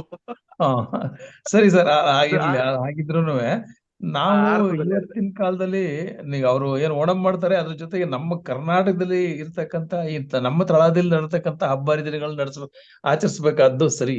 ನೀವು ಈಗ ನಾವು ಈಗ ನಿನ್ನೆ ಮುಂದೆ ಜನವರಿಗೆ ಬರ್ತಕ್ಕಂತ ಇದೆಯಲ್ಲ ಸಂಕ್ರಾಂತಿ, ಅದಕ್ಕೆ ವೈಜ್ಞಾನಿಕ ತಳಹದಿ ಇದೆ ಸರ್. ಅದಕ್ಕೆ ಆ ತಿಂಗಳಲ್ಲಿ ಬಾಡಿ ಕಂಟೆಂಟ್ಸ್ ನ ಬೇಡುತ್ತೆ. ಆ ಕಾಲದಲ್ಲಿ ಕೇಳಿರ್ಬೇಕು ಅಂತ ಕಾಣಿಸುತ್ತೆ. ನೀವು ಕೇಳಿದ್ರೆ ಬಾಡಿ ಕೋಲ್ಡ್ ಇರ್ತದೆ, ಅದು ಆಯಿಲ್ ಕಂಟೆಂಟ್ಸ್ ಬೇಕು ಅದಕ್ಕೋಸ್ಕರ ನಾವು ಮಾಡಿದೀವಿ, ನಡ್ಸ್ಕೊಂಡ್ ಬಂದಿದೀವಿ ಅದನ್ನ. ಆಮೇಲೆ ಜೊತೆಗೆ ಇಲ್ಲಿ ನಮ್ಮಲ್ಲಿ ಈ ಒಂದು ಹಬ್ಬ ಆಚರಣೆ ಮಾಡ್ಬೇಕಾದ್ರೆ ಹಾಸನಲ್ಲಿದ್ದಕ್ಕಂತ ಒಬ್ಬ ಮುಸ್ಲಿಂ ಭಾರತ ದೇಶ ಆದಾಗ ಅಲ್ಲಿಗೆ ಹೋದ್ರು. ಎಲ್ಲಿಗೆ? ಕರಾಚಿಗೆ ಹೋದ್ರು. ಆ ಕರಾಚಿಗೆ ಹೋದ ಸಂದರ್ಭದಲ್ಲಿ ಅಲ್ಲೊಂದು ಮೈಸೂರು ಕಾಲೋನಿ ಅಂತ ಮಾಡ್ಕೊಂಡ್ರಂತೆ. ಅವರು ಒಂದ್ಸಾರಿ ಇದನ್ನ ಆರ್ಟಿಕಲ್ನ ಅಲ್ಲಿಂದ ಬರ್ದು ಕಳಿಸಿ ಇಲ್ಲಿಗೆ ಇದ್ ಮಾಡಿಸಿದ್ರು. ನಾವು ಅಲ್ಲಿ ಹಿಂದೂ ಮುಸ್ಲಿಂ ಹೇಗಿದ್ವಿ ಹಾಸನಲ್ಲಿ ಅನ್ನೋದನ್ನ ಇದ್ ಮಾಡ್ಕೊಂಡು ಇಲ್ಲೂ ಕೂಡ ಮೈಸೂರು ಕಾಲೋನಿ ಅಂತ ಮಾಡ್ಕೊಂಡಿದೀವಿ ಅಂತ ಅವರು ಅದನ್ನ ಜ್ಞಾಪಿಸಿ ಬರ್ದಿದ್ರು ಅದನ್ನ. ಅಂದ್ರೆ ಅದಕ್ಕೆ ಆ ಹಬ್ಬಕ್ಕೆ ವಿಶೇಷವಾದಂತ ಮಹತ್ವ ಇದೆ. ಕರ್ನಾಟಕದ ಹಬ್ಬಗಳಿಗೂ ಇದೆ, ಬೇರೆ ಹಬ್ಬಗಳಿಗಿಲ್ಲ ಅಂತ ಹೇಳಲ್ಲ. ಬಟ್ ನಮಗ್ ಬೇಕಾಗಿರ್ತಕ್ಕಂಥ ನಮ್ಮ ಹಬ್ಬಗಳನ್ನ ನಾವು ಮಾಡ್ಬೇಕು. ಫಸ್ಟ್ ನಮ್ಮಲ್ಲಿ ಏನ್ ಕರ್ನಾಟಕದಲ್ಲಿ ಆಚರಣೆ ಮಾಡ್ತೀವಿ ಅವುಗಳನ್ನ ಮಾಡ್ಬೇಕು. ಹೌದಾ ಸರ್? ನಮ್ಮ ಹಬ್ಬಗಳನ್ನ ನಾವು ಮಾಡ್ಬೇಕು. ಅದಕ್ಕೆ ಜೊತೆಗೆ ವೈಜ್ಞಾನಿಕ ತಳಹದಿ ಇರ್ತಕ್ಕಂಥ ಹಬ್ಬಗಳನ್ನ ವಿಶೇಷವಾಗಿ ಮಾಡ್ಕೋಬೇಕು ನಾವು. ಆ ಹಬ್ಬಗಳ ಸರಣಿ ನಮ್ಮಲ್ಲಿ ಮಾಡ್ಕೊಂಡ್ ಬಂದಿರೋದು. ಹೇಳ್ದಂಗೆ ಸಂಕ್ರಾಂತಿಗೆ ಎಳ್ಳು ಬೆಲ್ಲ, ಹೌದು. ಉಗಾದಿಗೆ ಒಬ್ಬಟ್ಟು, ರಾಮನವಮಿಗೆ ನೀರ್ಮಜ್ಜಿಗೆ ಪಾನಕ, ಉಪವಾಸ, ಆಮೇಲೆ ಗೌರಿ ಹಬ್ಬಕ್ಕೆ ಒಡೆ ಕಜ್ಜಾಯಗಳು, ಅಂದ್ರೆ ಹಿರಿಯರಿಗೆ ಮಾಡ್ತಕ್ಕಂಥದ್ದು. ಒಡೆ ಕಜ್ಜಾಯ ಉಪವಾಸಕ್ಕೆ. ಗೌರಿ ಹಬ್ಬಕ್ಕೆ ಚಿಗಳಿ ತಂಬಿಟ್ಟು ಗಮನಿಸಿ.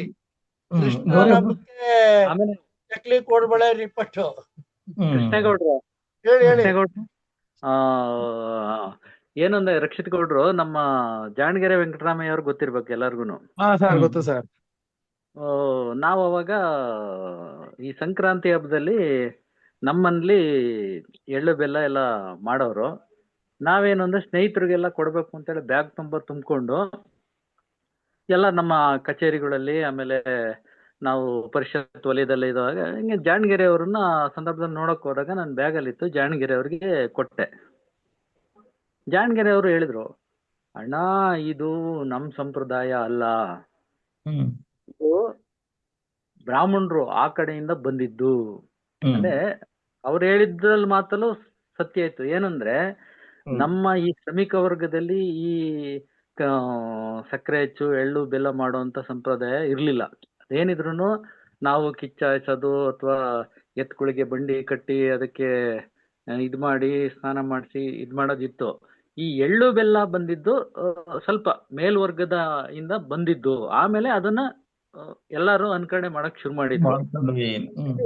ಜಾಣಗೆರೆ ಅವರು ಅದನ್ನ ಹೇಳಿದ್ರು, ಅಣ್ಣ ಇದು ನಮ್ದು ಇದೆಲ್ಲ ಕಣಣ್ಣ ಅಂತೇಳಿ.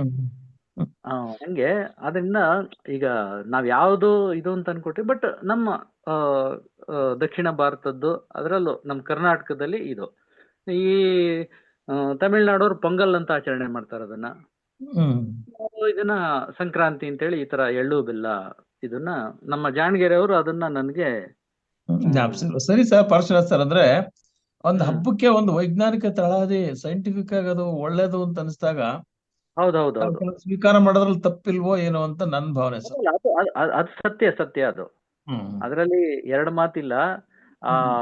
ಒಂದು ಪಥ ಚೇಂಜ್ ಮಾಡಿದಾಗ ಏನು ವಾತಾವರಣದಲ್ಲಿ ಬದಲಾವಣೆ ಆಗ್ತದೆ, ಅದಕ್ಕೆ ಅನುಗುಣವಾಗಿ ಎಣ್ಣೆ ಅಂಶ ಇರುವಂತ ಇದನ್ನ ಇದ್ ಮಾಡ್ಬೇಕು ಅನ್ನೋದು ವೈಜ್ಞಾನಿಕ ಸತ್ಯ. ಅದನ್ನ ನಮ್ಮ ಹಿರಿಕರು ಕಂಡುಕೊಂಡು ಅದನ್ನ ಇದ್ ಮಾಡಿದ್ರು. ದೀಪಾವಳಿಗೆ ಕಜ್ಜಾಯ,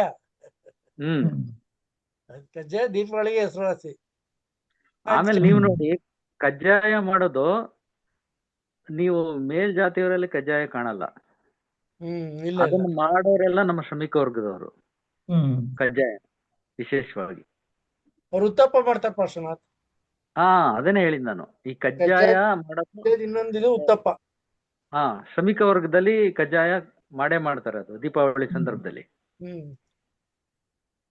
ಅಯ್ಯೋ, ಅದು ಇಟ್ಕೊಂಡು 15-20 ದಿನ ತಿಂತಾರೆ. ಈಗ ಹೋಯ್ತು ಸರ್. ಈಗ ನಮ್ ಮಿಸ್ಸಸ್ಗೆಲ್ಲ ಮಾಡಕ್ಕೆ ಬರಲ್ಲ, ಎಲ್ಲ ರೆಡಿಮೇಡ್. ನಮ್ಮ ಅಮ್ಮ ಎಲ್ಲ ಮಾಡೋರು. ಈಗ ಪಾಕನೆ ಬರ್ಬೇಕಲ್ಲ ರಕ್ಷಿತ್, ಈಗ ಇವ್ರಿಗೆ ಬರೋದೇ ಇಲ್ಲ ಹೊಸಬ್ರಿಗೆ. ಈಗ ನನ್ ವೈಫ್ ಕಾಲಕ್ಕೆಲ್ಲ ಈಗಾಗ್ಲೇ ರೆಡಿಮೇಡ್ ಬೇಕರಿಲಿ ಯಾವ್ದೋ ದಾವಣಗೆರೆ ಅದೇನೋ ಬಂದ್ಬಿಟ್ಟವೆ ಇವಾಗ. ರೆಡಿಮೇಡ್ ಒಬ್ಬಟ್ಟು, ರೆಡಿಮೇಡ್ ಕಜ್ಜಾಯ, ರೆಡಿಮೇಡ್ ತಮಟ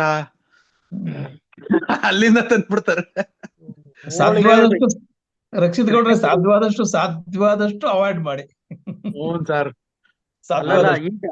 ಈಗ ಕೃಷ್ಣೇಗೌಡ್ರು ಮನೇಲಿ ಮಾಡಿದ ಕಜ್ಜಾಯಗಳನ್ನ ನೀವು ಹೇಳ್ದಂಗೆ ತಿಂಗಳಾನ್ಗಟ್ಲೆ ಆಗ್ಲಿ ಒಂದ್ ವಾರ ಇಟ್ಕೊಂಡು ತಿನ್ನಕ್ಕೂ ಆಗಲ್ಲ. ಯಾಕೆಂದ್ರೆ ಈಗಿನ ಮಾಡೋದ್ರಲ್ಲಿ ಅದು ಉಳಿಯಲ್ಲ. ಅದೇನ್ ಕಾರಣನೋ ಗೊತ್ತಿಲ್ಲ. ಆಮೇಲೆ ಮೊದ್ಲು ನಮ್ ತಾಯಿಯವರೆಲ್ಲ ಆಲ್ಮೋಸ್ಟ್ ಒಂದ್ ವರ್ಷಕ್ಕಾಗಷ್ಟು ಉಪ್ಪಿನಕಾಯಿ ಹಾಕ್ತಾ ಇದ್ರು. ಈಗ ನೀವು ಉಪ್ಪಿನಕಾಯಿ ಹಾಕಿದ್ರೆ 15 ದಿವಸ ಇಲ್ಲ 1 ತಿಂಗಳಿಗೆ ಅದು ಇದು ಪಾಚಿ ಕಟ್ಟೋ ಫಂಗಸ್ ಬರುತ್ತೆ. ಬಟ್ ನಮ್ಮಲ್ಲಿ ಈಗಲೂ ಕೆಲವ್ರು ಮಾಡ್ತಾರೆ ಸರ್. ಈಗಲೂ ಕೆಲವ್ರು ನಮ್ಮ ಇವರು ಸಂಬಂಧಿಕರೊಳಗೆ ಮಾಡ್ತಾರೆ. 6 ತಿಂಗಳು ವರ್ಷ ಇಟ್ಕೊಳ್ತಾರೆ. ಮೊದ್ಲು ನಮ್ಮಲ್ಲಿ ವರ್ಷ ಜಾಡಿಲಿ ಇಟ್ಬಿಡೋರು ಅದನ್ನ. ಹೌದಾ? ಇದ್ರ ಜಾಡಿ ಬರೋದು ಜಾಡಿಲಿ ಇಟ್ಬಿಟ್ರೆ 1 ವರ್ಷ ಯಾವ್ದೇ ಕಾರಣಕ್ಕೂ ಅದು ಏನು ಕೆಟ್ಟತಾ ಇರ್ಲಿಲ್ಲ.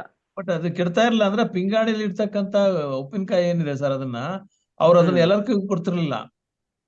ಅದಕ್ಕೆ ಅವರೇ ಸಪರೇಟ್ ತೆಗೆದು ನೀರ್ ಬೀಳದಂಗೆ ಅದನ್ನ ಬಹಳ ಶುದ್ಧವಾಗಿ ಇಟ್ಕೊಂಡು ಬೇರೆ ತೆಕ್ಕೊಟ್ಟು ಬೇರೆ ಚಿಕ್ಕ ಚಿಕ್ಕ ಹಾಕೊಂಡು 3-4 ದಿವಸಕ್ಕೆ ಬೇಕಾದಷ್ಟು ತೆಕ್ಕೊಡೋರು. ನಮ್ಗೆ ಜ್ಞಾಪಕ ಇದೆ ಸರ್. ಅದನ್ನ ಎಲ್ಲಾರು ಮುಟ್ತಿರ್ಲಿಲ್ಲ ಮನೇಲಿ. ಈಗ ಅದೇನೆ ನಮ್ ತಾಯಿಯವರು ಈಗಿನ ಕಾಲದಲ್ಲಿ ಮತ್ ಮಾಡಿದ್ರು ಅವ್ರು ಜೀವಂತ ಇದ್ದಾಗ ಅದು ಉಳಿತಾ ಇರ್ಲಿಲ್ಲ. ನಿಜ. ಇನ್ನೊಂದು ಇದಿತ್ತು ಪಾರ್ಶ್ವನಾಥ್, ಉಪ್ಪಿನಕಾಯಿ ವಿಷಯದಲ್ಲಿ ಕೆಲವ್ರ ಕೈಯಲ್ಲಿ ಹಾಕಿದ್ರೆ ಹುಳ ಬರುತ್ತೆ, ಸರಿ ಒಂದಲ್ಲ ಅಂತಾನೆ ಇತ್ತು. ಅಲ್ಲ, ಅದು ಅದೇನೆ. ಈಗ ಕೆಲವರು ಈಗ ನೀವು ದೋಸೆ ಇಡ್ಲಿಗೆ ಹಾಕ್ತಾರಲ್ಲ, ಹೌದು, ಆ ದೋಸೆ ಇಡ್ಲಿಗೆ ಹಾಕ್ತಾಗ ಕೆಲವ್ರ ಕೈನಲ್ಲಿ ಇದನ್ನ ಇದ್ ಮಾಡಿದ್ರೆ ಹುದುಗ್ ಬರಲ್ಲ. ಅದು ಹುದುಗ್ ಬರಲ್ಲ, ಹುಳಿ ಬರಲ್ಲ. ಆ ಕೈಗುಣ ಇದೆಯಲ್ಲ, ಅದು ಸತ್ಯ. ಅದು ಹುದುಗ್ ಬರ್ಬೇಕು. ಅದು ಬರಲ್ಲ. ಅದನ್ನೇ ನಾನು ಹೇಳಿದ್ದು, ಉಪ್ಪಿನಕಾಯಿ ಹಾಕಿದ್ರೆ ಹುಳ ಬಂದ್ಬಿಡುತ್ತೆ ಕೆಲವ್ರ ಕೈಯಲ್ಲಿ. ಉಪ್ಪಿನಕಾಯಿ ಸಕ್ಸಸ್ ಆಗಲ್ಲ. ಹೌದೌದು, ಇದನ್ನು ನಾನು ಗಮನಿಸಿದ್ದೀನಿ. ಅಂದ್ರೆ ಅದು ಕೈ ಗುಣನೋ ಏನೋ ಗೊತ್ತ. ಈಗ ಡಾಕ್ಟರ್ ನೋಡಿ, ಇದಕ್ಕೊಂದು ಉದಾಹರಣೆ ಅಂದ್ರೆ, ಡಾಕ್ಟರ್ ಹೋಗ್ತಿ, ಕೆಲವು ಡಾಕ್ಟರ್ ಅದೇ ಟ್ಯಾಬ್ಲೆಟ್ಸ್ ಕೊಟ್ರೆ ವಾಸಿ ಆಗತ್ತೆ, ಕೆಲವು ಡಾಕ್ಟರ್ ಅದೇ ಟ್ಯಾಬ್ಲೆಟ್ಸ್ ಕೊಟ್ರು ವಾಸಿ ಆಗಲ್ಲ. ಏನ್ ಹೇಳ್ಬೇಕು ಇದಕ್ಕೆ? ಏನು ಇಲ್ಲ ಅಂದ್ರೆ ಸರ್, ನಿಮ್ಗೆ ಸೈಕಲಾಜಿಕಲ್ ಆಗಿ ಇಂಪ್ರೆಸ್ ಆಗ್ತೀವಿ. ಇದ್ದಿದ್ದವ್ರು ಆ, ಯಾರು ಪೇಷಂಟ್ ಇದ್ದವ್ರು ಇಂಪ್ರೆಸ್ ಆಗ್ತಾರೆ ಆ ಡಾಕ್ಟರ್ ನೀವು ನೋಡಿ. ಡಾಕ್ಟರ್ ಮೇಲೆ ನಂಬಿಕೆ ಇಡ್ತಿರಲ್ಲ, ಹ್ಮ್. ನಂಬಿಕೆ. ಆ ನಂಬಿಕೆ ನಿಮಗೆ 50% ಗುಣ ಮಾಡ್ಬಿಡ್ತದೆ. ಹ್ಮ್. ಆ ನಂಬಿಕೆನೇ ನಿಮ್ಗೆ ಕಾಪಾಡೋದು. ಅದು Yes. ಎಲ್ಲಿ ನಾವು ಯಾವ್ದೋ ಗೊತ್ತಿಲ್ಲ ಡಾಕ್ಟರ್ ಹತ್ರ ಹೋದಾಗ ಅದು ಪರಿಣಾಮ ಬೀರಲ್ಲ ನಮ್ಗೆ. ಎಸ್ ಹಂಗಾಗಿ ಎಸ್. ಇವತ್ತು ಒಳ್ಳೆ ಚರ್ಚೆಗಳಾಗ್ತಾ ಇದೆ, ಆಗಿದೆ ಕೂಡ. ಇಲ್ಲಿ ನನ್ನ ಕಳ್ಸವ್ರೆ ವರ್ಷ ತೊಡಕೆ ಗುಡ್ಡೆಬಾಡು ಹ್ಮ್. ಕಳ್ಸವ್ರೆ ಅದ್ ಬಿಟ್ಬಿಟ್ರಿ ಅಂತ ಸರ್ ಇನ್ನೊಂದು ಹೇಳಿ. ಚರ್ಚೆಗೆ ಪಾರ್ಶ್ವನಾಥ್ ಸರ್ ಅದ್ರ ಬಗ್ಗೆ ಚೆನ್ನಾಗಿ ಇದ್ ಮಾಡ್ತಾರೆ. ನಾನು ರವಿ ಬೆಳಗೆರೆನ ಪುಸ್ತಕಗಳನ್ನ ಮೊನ್ನೆ ನಾನು ತುಂಬಾ ಓದಿದೀನಿ, ಜಾಸ್ತಿ ಏನ್ ಓದಿಲ್ಲ. ಮೊನ್ನೆ ಹರಿವು ಪುಸ್ತಕ ಹೋಗಿದೆ ಬಸವನಗುಡಿ. ಹ್ಮ್ ಮತ್ತೆ ಒಂದು 7-8 ಸಾವಿರ ರೂಪಾಯಿ ಇನ್ವೆಸ್ಟ್ ಮಾಡಿ ಮತ್ತೆ ಪುಸ್ತಕಗಳು ಒಂದೇ ಶಾರ್ಟ್ ಅಲ್ಲಿ ಕೊಂಡ್ಕೊಂಬಂದೆ. ಓದ್ತಾ ಕುತ್ಕೊಂಡ್ರೆ ಬಹಳ ಚೆನ್ನಾಗಿ ಓದಿಸ್ಕೊಂಡು ಹೋಗ್ತಾರೆ ಸರ್. ಹೌದೌದು. ಅಂದ್ರೆ ಅವ್ರನ್ನ ಅನುಕರಣೆ ಮಾಡೋದಿಕ್ಕೆ ಅವ್ರ ವಿಡಿಯೋಗಳು ಎಲ್ಲ ನೋಡ್ತಾ ಇದ್ರೆ ಕೆಲವು ವಿಚಾರಗಳಲ್ಲಿ ಅವ್ರನ್ನ ತಗೊಳ್ಳೇಬಾರ್ದು, ಅವ್ರನ್ನ ಮನ್ಸಿಗೆ ತಗೋಬಾರ್ದು ಅನಿಸ್ತದೆ. ಆದ್ರೆ ಅಲ್ಲ, ಪುಸ್ತಕ 100% ಸತ್ಯ ಅದು. ರವಿ ಬೆಳಗೆರೆ ಎಂತ ಇದು ಅಂದ್ರೆ, ನೀವು ಒಂದು ಕಸವನ್ನ ಕೊಟ್ರು ರಸವನ್ನಾಗಿ ಮಾಡುವಂತಹ ಸಾಮರ್ಥ್ಯ ಇದೆ. ಹೌದು ಸರ್. ಅವ್ರು ಬರವಣಿಗೆಲ್ಲ ನೀವು ಎಂತ ಕಸದ ವಸ್ತು ಕೊಡಿ, ಅದನ್ನ ಬಹಳ ರಸವತ್ತಾಗಿ ಇದ್ ಮಾಡೋಷ್ಟು ಆ ಪ್ರತಿಭೆ ಇದೆ. ಆಮೇಲೆ ನೀವ್ ಹೇಳಿದ್ರಲ್ಲ, ಅವ್ರನ್ನ ಆಳವಾಗಿ ನೀವು ಹೋದ್ರೆ ಅವ್ರನ್ನ ಯಾವ್ದೇ ಕಾರಣಕ್ಕೂ ಅನುಸರಿಸಬೇಕಾದಂತ ವ್ಯಕ್ತಿತ್ವ ಅಲ್ಲ. ಕನ್ಫ್ಯೂಷನ್ ಏನಂದ್ರೆ ಸರ್, ನಾನು ಲೈಬ್ರರಿನಲ್ಲಿ ಈಗ ಫೋಟೋಗಳು ಕವಿಗಳದೆಲ್ಲ ಹಾಕೋತಾ ಇದ್ದೀನಿ. ನನ್ನ ಆಫೀಸ್ ನಲ್ಲಿ ಸುಮಾರು ಒಂದು 25 ಜನ ನನ್ನ ಇಂಪ್ರೆಷನ್ಸ್ ಯಾರ್ಯಾರಿದ್ದಾರೆ ಅವ್ರದೆಲ್ಲ ಹಾಕೊಂಡಿದೀನಿ. ಇಲ್ಲಿ ರವಿ ಬೆಳಗೆರೆನ ಹಾಕೋಬೇಕು ಅಂತ ಒಂದು ಮನ್ಸು ಹೇಳುತ್ತೆ. ಇಲ್ಲ ಹಾಕೊಳ್ಳಕ್ ಯೋಗ್ಯತೆ ಇಲ್ಲ ಸರ್. ಯೋಗ್ಯತೆ ಅಂತಾನು ಅವ್ರು ಯೂಟ್ಯೂಬ್ ವಿಡಿಯೋಸ್ ಎಲ್ಲ ನೋಡ್ತಾ ಇದ್ರೆ, ಅವ್ರ ನ್ಯೂಸ್ ಎಲ್ಲ ನೋಡ್ತಾ ಇದ್ರೆ ಯೋಗ್ಯತೆ ಇಲ್ಲ ಅನ್ಸುತ್ತೆ. ಪುಸ್ತಕ ಹಿಡ್ಕೊಂಡ್ರೆ ಏನಪ್ಪ ಮನುಷ್ಯ ಈ ತರ ಏನಯ್ಯ ಇದು ಪುಸ್ತಕ ಸರ್, ಇಡೀ ರಾತ್ರಿ ಓದಿಸ್ಬಿಡ್ತೈತೆ ಅಂತಂತ ಪುಸ್ತಕಗಳು. ಈಗ ನಿಮ್ಮಲ್ಲೇನ ಬರವಣಿಗೆನ ಹಿಡಿದಿಟ್ಕೊಳತ್ತೆ ನಿಮ್ಮನ್ನ, ಆ ಬರವಣಿಗೆ ಇದೆಯಲ್ಲ ಆ ಶೈಲಿ ನಿಮ್ಮನ್ನ ಹಿಡಿದಿಟ್ಕೊಳತ್ತೆ ಅಷ್ಟೇ. ಈಗ ರವಿ ಬೆಳಗೆರೆಯಲ್ಲಿ ನಾನು ಯಾವ ಮುಖನ ತಗೋಬೇಕು ನಾನು ಆದರ್ಶವಾಗಿ ಬರವಣಿಗೆ ತಗೋಬೇಕು? ರವಿ ಬೆಳಗೆರೆ ಮಾತ್ರ ಅಲ್ಲ, ಲಂಕೇಶ್ ಕೂಡ. ಹೌದಾ ಸರ್? ಅವ್ರ ಬದುಕುನು ಇಷ್ಟನಾ ಇದೇ ತರನಾ? ಅವ್ರ ಬಗ್ಗೆ ನನ್ಗೆ ಅಷ್ಟು ಗೊತ್ತಿಲ್ಲ ಸರ್. ಸಾಮಾನ್ಯವಾಗಿ ಕೆಲವರು, ಎಲ್ಲರೂ ಅಂತ ಹೇಳಲ್ಲ, ಬರವಣಿಗೆಯಲ್ಲಿರುವಷ್ಟು ನೈಜತೆಯಲ್ಲಿ ಇರಲಿಲ್ಲ. ಆದ್ರೆ KP ತೇಜಸ್ವಿ ಬಿಟ್ಟು ಲಂಕೇಶ್ ಅವ್ರನ್ನ ತಗೊಳ್ಳಿ, ನಮ್ಮ ಚಂಪಾ ಅವ್ರನ್ನ ತಗೊಳ್ಳಿ. ಚಂಪಾ ಹೌದು, ಅವ್ರದನ್ನ ಆದರ್ಶವಾಗಿ ತಗೊಳಂಗಿಲ್ಲ ಅವರ ಇದನ್ನ. ಆಮೇಲೆ ಅದಕ್ಕೆ ಇದಾಗಿ UR ಅನಂತಮೂರ್ತಿ ಅವರನ್ನು ಸಹ ಕೆಲವೊಂದೆಲ್ಲ ಕೇಳಿದೀನಿ ಸರ್. ಇಲ್ಲ ಅವರು ಇಲ್ಲ, ಕೆಲವು ಮಾನಿಯರ್ದು ಇದೆ ಪಟ್ಟಿ ಹೋಗ್ತಾ ಇರುತ್ತೆ ಬಿಡಿ. ಅವರ ಜೀವನ ಆದರ್ಶ ವ್ಯಕ್ತಿತ್ವ ಅಂತೇಳಿ ಅವ್ರನ್ನ ಯಾರನ್ನೂ ನಾವು ಪರಿಗಣಿಸಕ್ಕೆ ಆಗಲ್ಲ. ಆ ತರದ ವ್ಯಕ್ತಿತ್ವಗಳು ಅವರೆಲ್ಲ. ಏನು ಅಂದ್ರೆ ನಾವು ಅವರ ಸಾಹಿತ್ಯ, ಅವರ ಇದು ಕುವೆಂಪು ಅವ್ರ ಒಂದು ಮಾತು ಹೇಳಿದಾರಲ್ಲ, ಆಭರಣ ಹಳೇದು ಅಂತ ಎಸಿಬೇಡಿ, ಅದನ್ನ ಕರಗಿಸಿ ಹೊಸ ಆಭರಣ ಮಾಡಿ. ಹೌದು ಸರ್. ಕುಮಾರವ್ಯಾಸನ್ ಬಗ್ಗೆ ಅದು ಹೇಳಿರೋದು. ಹೌದ್ರಾ? ನೀವು ಭಾರತ ಕಥಾಮಂಜರಿ ಓದಿದ್ರೆ ಅದ್ರಲ್ಲಿ ನೀವು ಬೇಜಾರಾಗ್ಬಿಡ್ತದೆ, ಏನಪ್ಪ ಈ ಮನುಷ್ಯ ಒಂದೇ ಜನಾಂಗವನ್ನು ಹೋಳಿದಾನೆ ಅಂತ. ಆದ್ರೆ ಅವ್ರ ಕಾವ್ಯದ ರುಚಿ ಇದೆಯಲ್ಲ, ಅದನ್ನು ಸ್ವೀಕಾರ ಮಾಡಿ ಅಂತ ಅವ್ರು ಹೇಳಿರೋದು. ಅದಕ್ಕ ಹೇಳಿರೋದು ಸರ್. ಹೌದೌದೌದು. ಅದು ಕೇಳಿದ್ರೆ ಅದ್ರ ಜೊತೆಗೆ ಅವರು ಕುಮಾರವ್ಯಾಸನು ಹಾಡಿನೆಂದರೆ ಕಲಿಯುಗ ದ್ವಾಪರವಾಗುವುದು ಅಂತೇಳಿ ಬಹಳ ತುಂಬಾನೇ ಹೊಗಳಿದ್ದಾರೆ.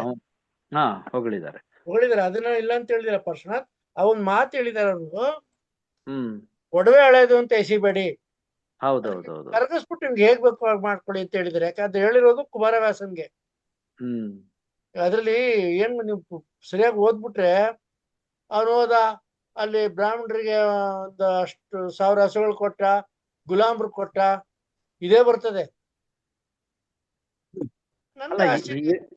ಇರದೇ ತಾನೆ ಅವರ ಇದ್ರಲ್ಲಿ. ಅಲ್ಲೊಂದು ಯುದ್ಧ ಮಾಡ್ದ, ಬ್ರಾಹ್ಮಣರ ಆಶೀರ್ವಾದ ಮಾಡಿದ್ರು, ಅವ್ರಿಗೆ 1000 ಹಸುಗಳು ಕೊಟ್ಟ, ಗುಲಾಮರು ಕೊಟ್ರ ಅಂದ ಯಾರನ್ನ ಅದು ಯೋಚಿಸ್ಬೇಕಲ್ವಾ? ಶೂದ್ರನ. ಅದಕ್ಕೆ ಅವ್ರು ಕುವೆಂಪು ಅದನ್ನ ಟೀಕೆ ಮಾಡಕ್ ಹೋಗ್ಬೇಡಿ, ಅದನ್ನೆಲ್ಲ ತೆಗೆದ್ಬಿಡಿ, ನಿಮಗೆ ಬೇಕಾದ ಆರಿಸ್ಕೊಳ್ಳಿ ಅಂತ ಹೇಳಿದ್ದಾರೆ. ಭಾಮಿನಿ ಷಟ್ಪದಿಯಲ್ಲಿ ಒಂದು ತಪ್ಪಿಲ್ಲದೆ ಬರೆದಿದ್ದಾರಲ್ಲ, ಅದು ಪ್ರಮುಖವಾಗಿ ಹೇಳಿರೋದು. ಸರ್ ಆಮೇಲೆ ಹೇಳಿ. ಇವತ್ತು ಆಶಯ ಭಾಷಣ ಮಾಡಬೇಕಾದ್ರೆ ಅಂದ್ರೆ ಆಂಕರಿಂಗ್ ಮಾಡ್ತಾ ಇದ್ನಲ್ಲ, ಆ ವ್ಯಕ್ತಿ ಒಂದ್ ಮಾತು ಹೇಳ್ದ, ಕನ್ನಡಕ್ಕೆ 8 ಜ್ಞಾನಪೀಠ ಬಂದಿದೆ, ಎಲ್ಲರ ಹೆಸರನ್ನು ಹೇಳ್ದ. ಕುವೆಂಪು 1963 ಅದೆಷ್ಟು ಅದೆಲ್ಲ ಹೇಳ್ಕೊಂಡು ಇಸ್ವಿಗಳು ಯಾವ್ಯಾವ ಕೃತಿಗೆ ಬಂದಿದೆ ನೋಡಿ ಇಂತೆಲ್ಲ ಅಂತ ಆಶಯ ಮಾತುಗಳು ನುಡಿಗಳನ್ನ ಆಡ್ಬೇಕಾದ್ರೆ ಕೊನೆಯಲ್ಲಿ ನನ್ನ ಪಾಲಿಗೆ 9 ಬಂದಿದೆ. 9ನೇದು SL ಭೈರಪ್ಪನವ್ರಿಗೆ ಇವತ್ತು ಬಂದಿಲ್ಲ ಅಂದ್ರೂ ಕೂಡ ಮರಣೋತ್ತರ ಖಂಡಿತವಾಗ್ಲೂ ಬರುತ್ತೆ ಅನ್ನೋ ನಂಬಿಕೆ ನಂದು. ಅವ್ರನ್ನು ಸೇರ್ಸ್ಕೊಂಡು ನಾನು 9 ಜನರ ಪಟ್ಟಿಯೊಂದಿಗೆ ನಾನು ಕನ್ನಡ ಭಾಷೆ ಬಗ್ಗೆ ಮಾತಾಡ್ತೀನಿ ಇಂದ. ನಾನು ಭೈರಪ್ಪನವ್ರದ್ದು 3 ಪುಸ್ತಕ ಇಟ್ಕೊಂಡಿದೀನಿ, ಆದ್ರೆ ಇನ್ನೂ ಓದ ಮನ್ಸಾಗಿಲ್ಲ ನನಗೆ. ಇಲ್ಲೇ ಇದೆ ಆವರಣ ಮತ್ತೆ ಯಾವ್ದಾವ್ದೋ ಇದೆ. ನೀವ್ ಯಾರಾದ್ರೂ ಓದ್ಕೊಂಡಿದ್ರೆ ಭೈರಪ್ಪನವ್ರನ್ನ? ಭೈರಪ್ಪನವರು ಬರೆದಿರೋದು ಕಾದಂಬರಿನೇ ಹೊರ್ತು ಅವ್ರ ಕಾದಂಬರಿ ಬಿಟ್ಟು ಹೊರಗಡೆ ಬಂದಿಲ್ಲ. Okay okay. ಜ್ಞಾನಪೀಠ ಪ್ರಶಸ್ತಿ ಹೆಂಗ ಅವ್ರು ಆಯ್ಕೆ ಆಗ್ತಾರೆ? ಅಲ್ಲಲ್ಲ ಕೃಷ್ಣೇಗೌಡ್ರು, ಈಗ ಕಾದಂಬರಿ ಬರ್ದವ್ರುನು ಜ್ಞಾನಪೀಠ ಪ್ರಶಸ್ತಿಗೆ ಆಯ್ಕೆ ಆಗ್ತಾರೆ. ಭೈರಪ್ಪನವ್ರ ವಿಚಾರ ಏನು ಅಂದ್ರೆ, ಅವರು ಪ್ರಾರಂಭದ ಕೆಲವು ಕಾದಂಬರಿಗಳು ಬಿಟ್ರೆ ಆ ನಂತರದಲ್ಲಿ ಅವರು ಒಂದು ಸಿದ್ಧಾಂತವನ್ನ ಪ್ರಬಲವಾಗಿ ಪ್ರತಿಪಾದನೆ ಮಾಡಬೇಕು ಅನ್ನೋ ತರದಲ್ಲಿ ಹೋದ್ರು. ಅದ್ರಲ್ಲೂ ಕೂಡ ನಮ್ಗೆ ಅಪಾಯಕಾರಿ ಯಾವ್ದು ಅಂತ ಹೇಳಿದ್ರೆ, ಸುಳ್ಳು ಹೇಳೋರ್ನ ನಾವು ಕಂಡಿಡಿಬಹುದು. ಈ ಅರ್ಧ ಸತ್ಯಗಳನ್ನ ಹೇಳ್ತಾರಲ್ಲ, ಹೌದೌದು, ಅದು ತುಂಬಾ ಅಪಾಯಕಾರಿ. ಅವರು ಏನೇ ಒಂದು ಕಾದಂಬರಿ ಬರಿಬೇಕು ಅಂದ್ರೂ ಬಹಳ ಅದರ ಪೂರ್ವ ಅಧ್ಯಯನ ಮಾಡ್ತಾ ಇದ್ರು. ಸಂಗೀತದ ಬಗ್ಗೆ ಬರಿಬೇಕು ಅಂದ್ರೆ ಸಂಗೀತದ್ದು ಇದನ್ನೆಲ್ಲ ಮಾಡೋರು, ಯಾವ್ದೋ ಒಂದು ವಿಚಾರದ ಬಗ್ಗೆ ಅಧ್ಯಯನ ಮಾಡೋರು. ಆ ಅಧ್ಯಯನ ಇಲ್ಲ ಅಂದ್ರೆ ಈಗ ನಾವೇನ್ ಮಾಡ್ತೀವಿ ಅಂದ್ರೆ, ನಾವು ಕನ್ನಡದ ಬಗ್ಗೆ ಏನಾದ್ರೂ ಮಾತಾಡ್ಬೇಕು ಅಂದಾಗ ನಾವೆಲ್ಲ ಕನ್ನಡದ ಬಗೆಗಿನ ಹಿರಿಮೆ ಗರಿಮೆಗಳನ್ನೇ ದೃಷ್ಟಿಲಿಟ್ಕೊಂಡು ನಾವು ಎಲ್ಲ ಅಧ್ಯಯನ ಮಾಡಿ ಅದನ್ನ ಮಾತ್ರ ನಾವು ಪಾಯಿಂಟ್ ಔಟ್ ಮಾಡ್ತೀವಿ, ಹೇಳ್ತೀವಿ. ಅದೇ ರೀತಿ ಭೈರಪ್ಪನವ್ರು ಏನ್ ಮಾಡಿದ್ರು ಅಂದ್ರೆ, ಅವ್ರು ಏನು ನಂಬಿದ್ದಾರೆ ಸಿದ್ಧಾಂತ, ಆ ಸಿದ್ಧಾಂತದ ಪರವಾಗಿರುವಂತ ಅರ್ಧ ಸತ್ಯಗಳು ಅಥವಾ ಸತ್ಯಗಳನ್ನ ಮಾತ್ರ ನೋಡಿದ್ರು, ಬೇರೆ ಸತ್ಯಗಳನ್ನ ನೋಡ್ಲೇ ಇಲ್ಲ ಅವರು. ಸತ್ಯ ಅಂತ ಪ್ರತಿಪಾದನೆ ಮಾಡಕ್ಕೆ ಹೋಗಿ ಅದನ್ನು ಪ್ರತಿಪಾದನೆ ಕೂಡ ಮಾಡಿ ಬಹಳ ಕೆಲವೊಂದು ವರ್ಗದಲ್ಲಿ ಬಹಳ ಯಶಸ್ವಿ ಆಗೋದ್ರು. ಅದರ ಕೃತಿ ಆ ಮಟ್ಟಕ್ಕಿದೆಯಾ ಸರ್? ಅವ್ರದ್ದು ಓದಿದ್ರೆ ಆ ಶ್ರೇಷ್ಠತೆ ಇದೆಯಾ? ಸ್ಟಾರ್ಟಿಂಗ್ ಅಲ್ಲಿ ದಾಟು ಚೆನ್ನಾಗಿತ್ತು, ತಬ್ಬಲಿ ಮನೆ ಚೆನ್ನಾಗಿತ್ತು. ಹೌದು. ಆಮೇಲೆ ಇದು ಮತದಾನ ಚೆನ್ನಾಗಿತ್ತು. ಆಮೇಲೆ ಗ್ರಹಣ ಅಂತ ಒಂದ್ ಬಂತು, ಅದು ಚೆನ್ನಾಗಿತ್ತು.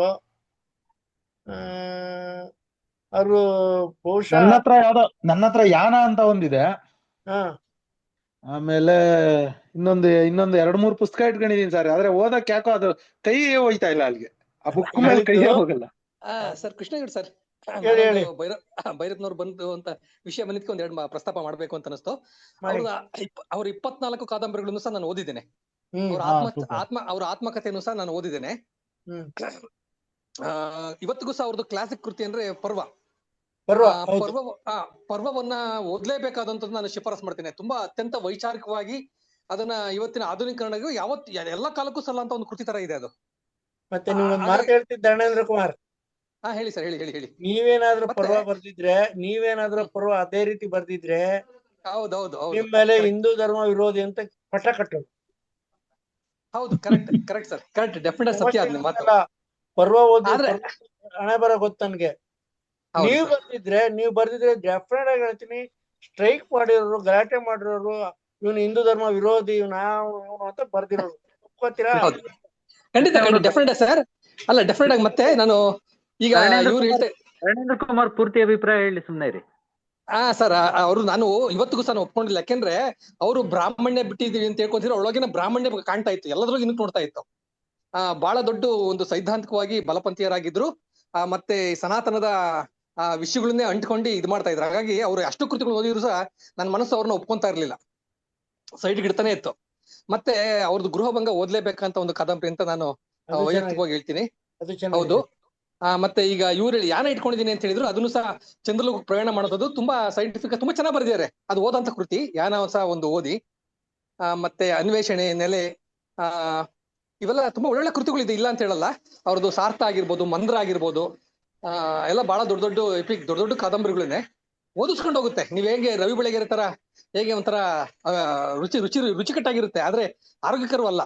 ಎಲ್ಲರೂ ನಮ್ಮ ನಾಲಿಗೆ ರುಚಿ ಹೆಚ್ಚಿಸುತ್ತೆ, ಆದ್ರೆ ನಾಲಿಗೆ ರುಚಿ ಅಂತ ನಾವು ತಿಂತ ಹೋಗ್ಬಿಟ್ರೆ ನಮ್ಮ ದೇಹವನ್ನ ಅಂದ್ರೆ ಕಾಪಾಡ್ಕೊಳಕ್ ಸಾಧ್ಯ ಇಲ್ಲ.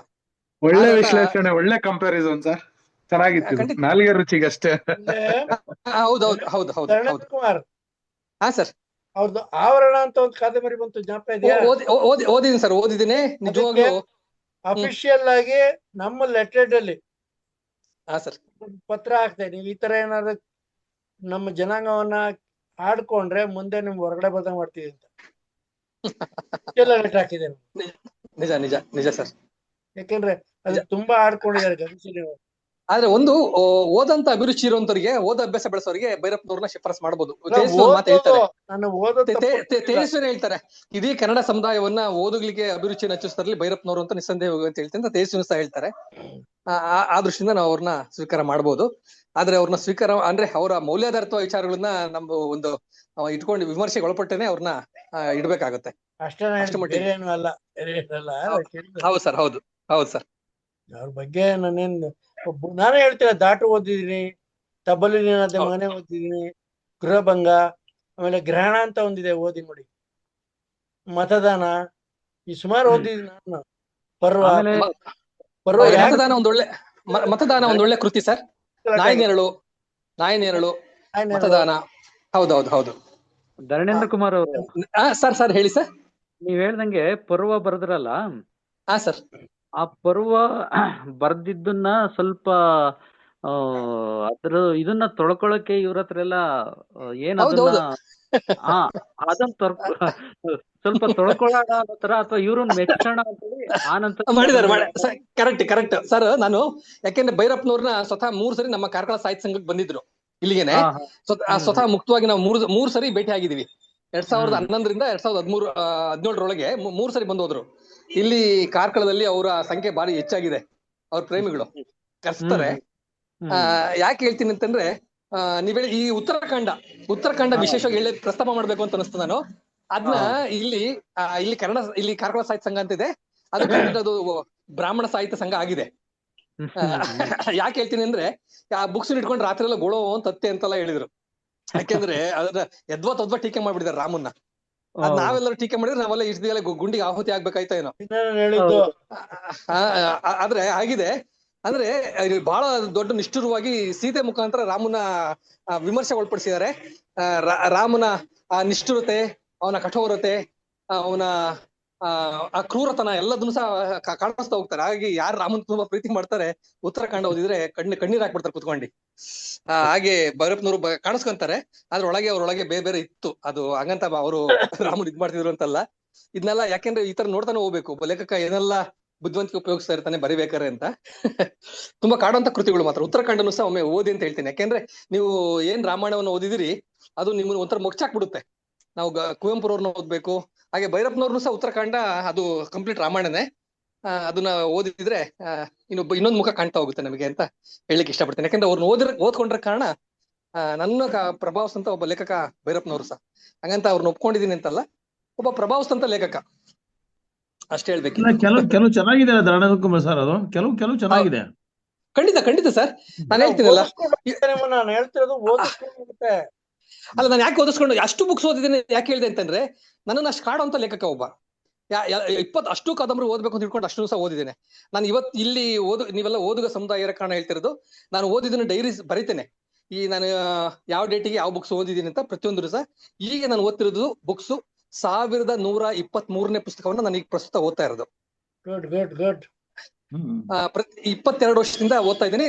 ತಿಂಗಳಲ್ಲಿ 4 ಬುಕ್ಸ್ ಓದ್ತೇನೆ. ತಿಂಗಳ 4ರಿಂದ 5 ಬುಕ್ಸ್ ಅಂತ ಇದ್ದೇ ಇರುತ್ತೆ. ಈಗ ಅಷ್ಟು ಬುಕ್ಸ್. ಯಾಕೆ ಅಂದ್ರೆ ಇದರಿಂದ ಒಂದು ನಿಮ್ಗೆ ಒಂದು ಇನ್ಫ್ಲುಯೆನ್ಸ್ ಆಗ್ಬಹುದು ಅನ್ನೋ ದೃಷ್ಟಿಯಿಂದ ನಾನು ವಿಚಾರವನ್ನ ಹಮ್ಮಿಕೊಂಡೆ. ಅತಿಶಯೋಕ್ತಿ ಆಗ್ಬಾರ್ದು, ಆಗಿದ್ರೆ ಕ್ಷಮಿಸಿ. ಧನ್ಯವಾದಗಳು. ಇದು ಇನ್ನೊಂದು ಇದು ಪುಸ್ತಕ ರಾಮಾಯಣ ದರ್ಶನಂ ತಗೊಂಡೆ. ಅದು ಹಳೆಗನ್ನಡ ಸಾಹಿತ್ಯದ ತರ ಐತೆ, ನನಗೆ ಅರ್ಥ ಆಯ್ತಾ ಇಲ್ಲ. ಇದ್ರ ತರ ಏನು ಶ್ಲೋಕಗಳ ಟೈಪ್ ಪ್ಯಾರಾ ಕುವೆಂಪು ಪ್ಯಾರಾ ಅವ್ರ್ದ? ವೈಸ್ ಕುವೆಂಪು ರಕ್ಷಿತ್ ಅವ್ರದ್ದು. ರಕ್ಷಿತ್ ಗೌಡ್ರೆ ಸರ್, ಅದ್ರ ಅರ್ಥ ಆ ರಕ್ಷಿತ್ ಗೌಡ್ರೆ ಅದಕ್ಕೆ ನೀವು ಹಾ ಒಂದು ನಮ್ ಕನ್ನಡ ಸಾಹಿತ್ಯ ಪತ್ತಿನ ಡಿಕ್ಷನರಿ, ಓಕೆ ನಿಮ್ಮ ಹಳೆಗನ್ನಡ ಡಿಕ್ಷನರಿ ಹಾ ಬಹಳ ತಾಳ್ಮೆಯಿಂದ ಓದ್ಬೇಕು ನೀವು. ರಾಮಾಯಣದ ಸುಮ್ಮನೆ ಓದಕ್ಕಾಗಲ್ಲ ನೀವು. ಸರ್ ಇಲ್ಲ, ಯಾರಾದ್ರೂ ತರ್ಜುಮೆ ಮಾಡಿರೋರು ನಡುಗನ್ನಡ ಅಥವಾ ಹೊಸಗನ್ನಡಕ್ಕೆ ಮಾಡಿರೋರು ಇದಾರ ಆ ಇಲ್ಲ ಥರದ ಸರ್, ಪುಸ್ತಕ? ದಯವಿಟ್ಟು ಇದಾರೆ ಅದೇ ಸರ್, ಓದಿ. ಇದಾರೆ ಸರ್ ಇದಾರೆ ಸರ್. ಇದಾರೆ. ರಾಜಶೇಖರ್ ಎಂ ರಾಜಶೇಖರ್ ಅಂತ ಇದಾರೆ ನೋಡಿ, ಎಂ ಕನ್ನಡಕ್ಕೆ ಅನುವಾದ ರಾಜಶೇಖರ್ ಮಾಡಿರೋದು. ಬಹುಶಃ ಹೌದೌದು, ಅವ್ರು ಬಹಳ ಚೆನ್ನಾಗಿದೆ. ಅವ್ರ ಅಳಿಯ ಇರ್ಬೇಕು ಅಲ್ಲ? ಎಂ ರಾಜಶೇಖರ್ ಅಲ್ಲ, ನೀ ರಾಜಶೇಖರ್ ಅಂತ ಹೇಳಿ ನೀನಾ ಸರ್? ಅವ್ರ ಓಕೆ, ಅಳಿಯ. ಶ್ರೀ ರಾಮಾಯಣ ದರ್ಶನಂ ಗದ್ಯಾನುವಾದ ಅಂತ ಹೇಳಿ ಮಾಡಿದ್ದಾರೆ. Yes sir. ಅದು ಬಹಳ ಚೆನ್ನಾಗಿದೆ. ನಮ್ಮ GS ಶಿವರುದ್ರಪ್ಪ ಅವರು ಒಂದು ಮಾಡಿದ್ದಾರೆ. ಓಕೆ ವಚನ ಭಾರತನ ಅದು ಅಲ್ಲ, ವಚನ ರಾಮಾಯಣ. ಕುವೆಂಪು ಅವ್ರದನ್ನ ಅವರು ಒಂದು ಇದನ್ನ ಮಾಡಿದ್ದಾರೆ ಅವರುನು. ಇವರಲ್ಲ ಶಿವರುದ್ರಪ್ಪ ಅಲ್ಲ ಪರ್ಶನಾಥ್, ಇನ್ನು ಇಲ್ಲ ಇವರು ದೇಜಗಾವ್ ಮಾಡಿದಾರೆ ನೋಡಿ. ದೇಜಗೌ ಮಾಡಿದ್ದಾರೆ ಅನ್ಸುತ್ತೆ. ಬಟ್ ನೀವು ಯಾರ್ದು ಚೆನ್ನಾಗಿದೆ ಸರ್? ಯಾರ್ದು ಬೆಸ್ಟ್ ಸರ್? ನೀಟಾಗಿ ಕಥೆ ರೂಪದಲ್ಲಿ ಅರ್ಥ ಮಾಡಿಸುವಂತ ಪುಸ್ತಕ ಯಾರ್ದು? ಅದು ಉಪಯೋಗ ಆಗಲ್ಲ ಸರ್. ಇದು ರಕ್ಷಿತ್ ಗೌಡ್ರೆ ಅದು ಉಪಯೋಗ ಆಗಲ್ಲ. ದಯಮಾಡಿ ಸ್ವಲ್ಪ ಕಷ್ಟಪಟ್ಟಾದ್ರೂ ನೀವು ಒರಿಜಿನಲ್ ರಾಮಾಯಣನ ಓದಿ.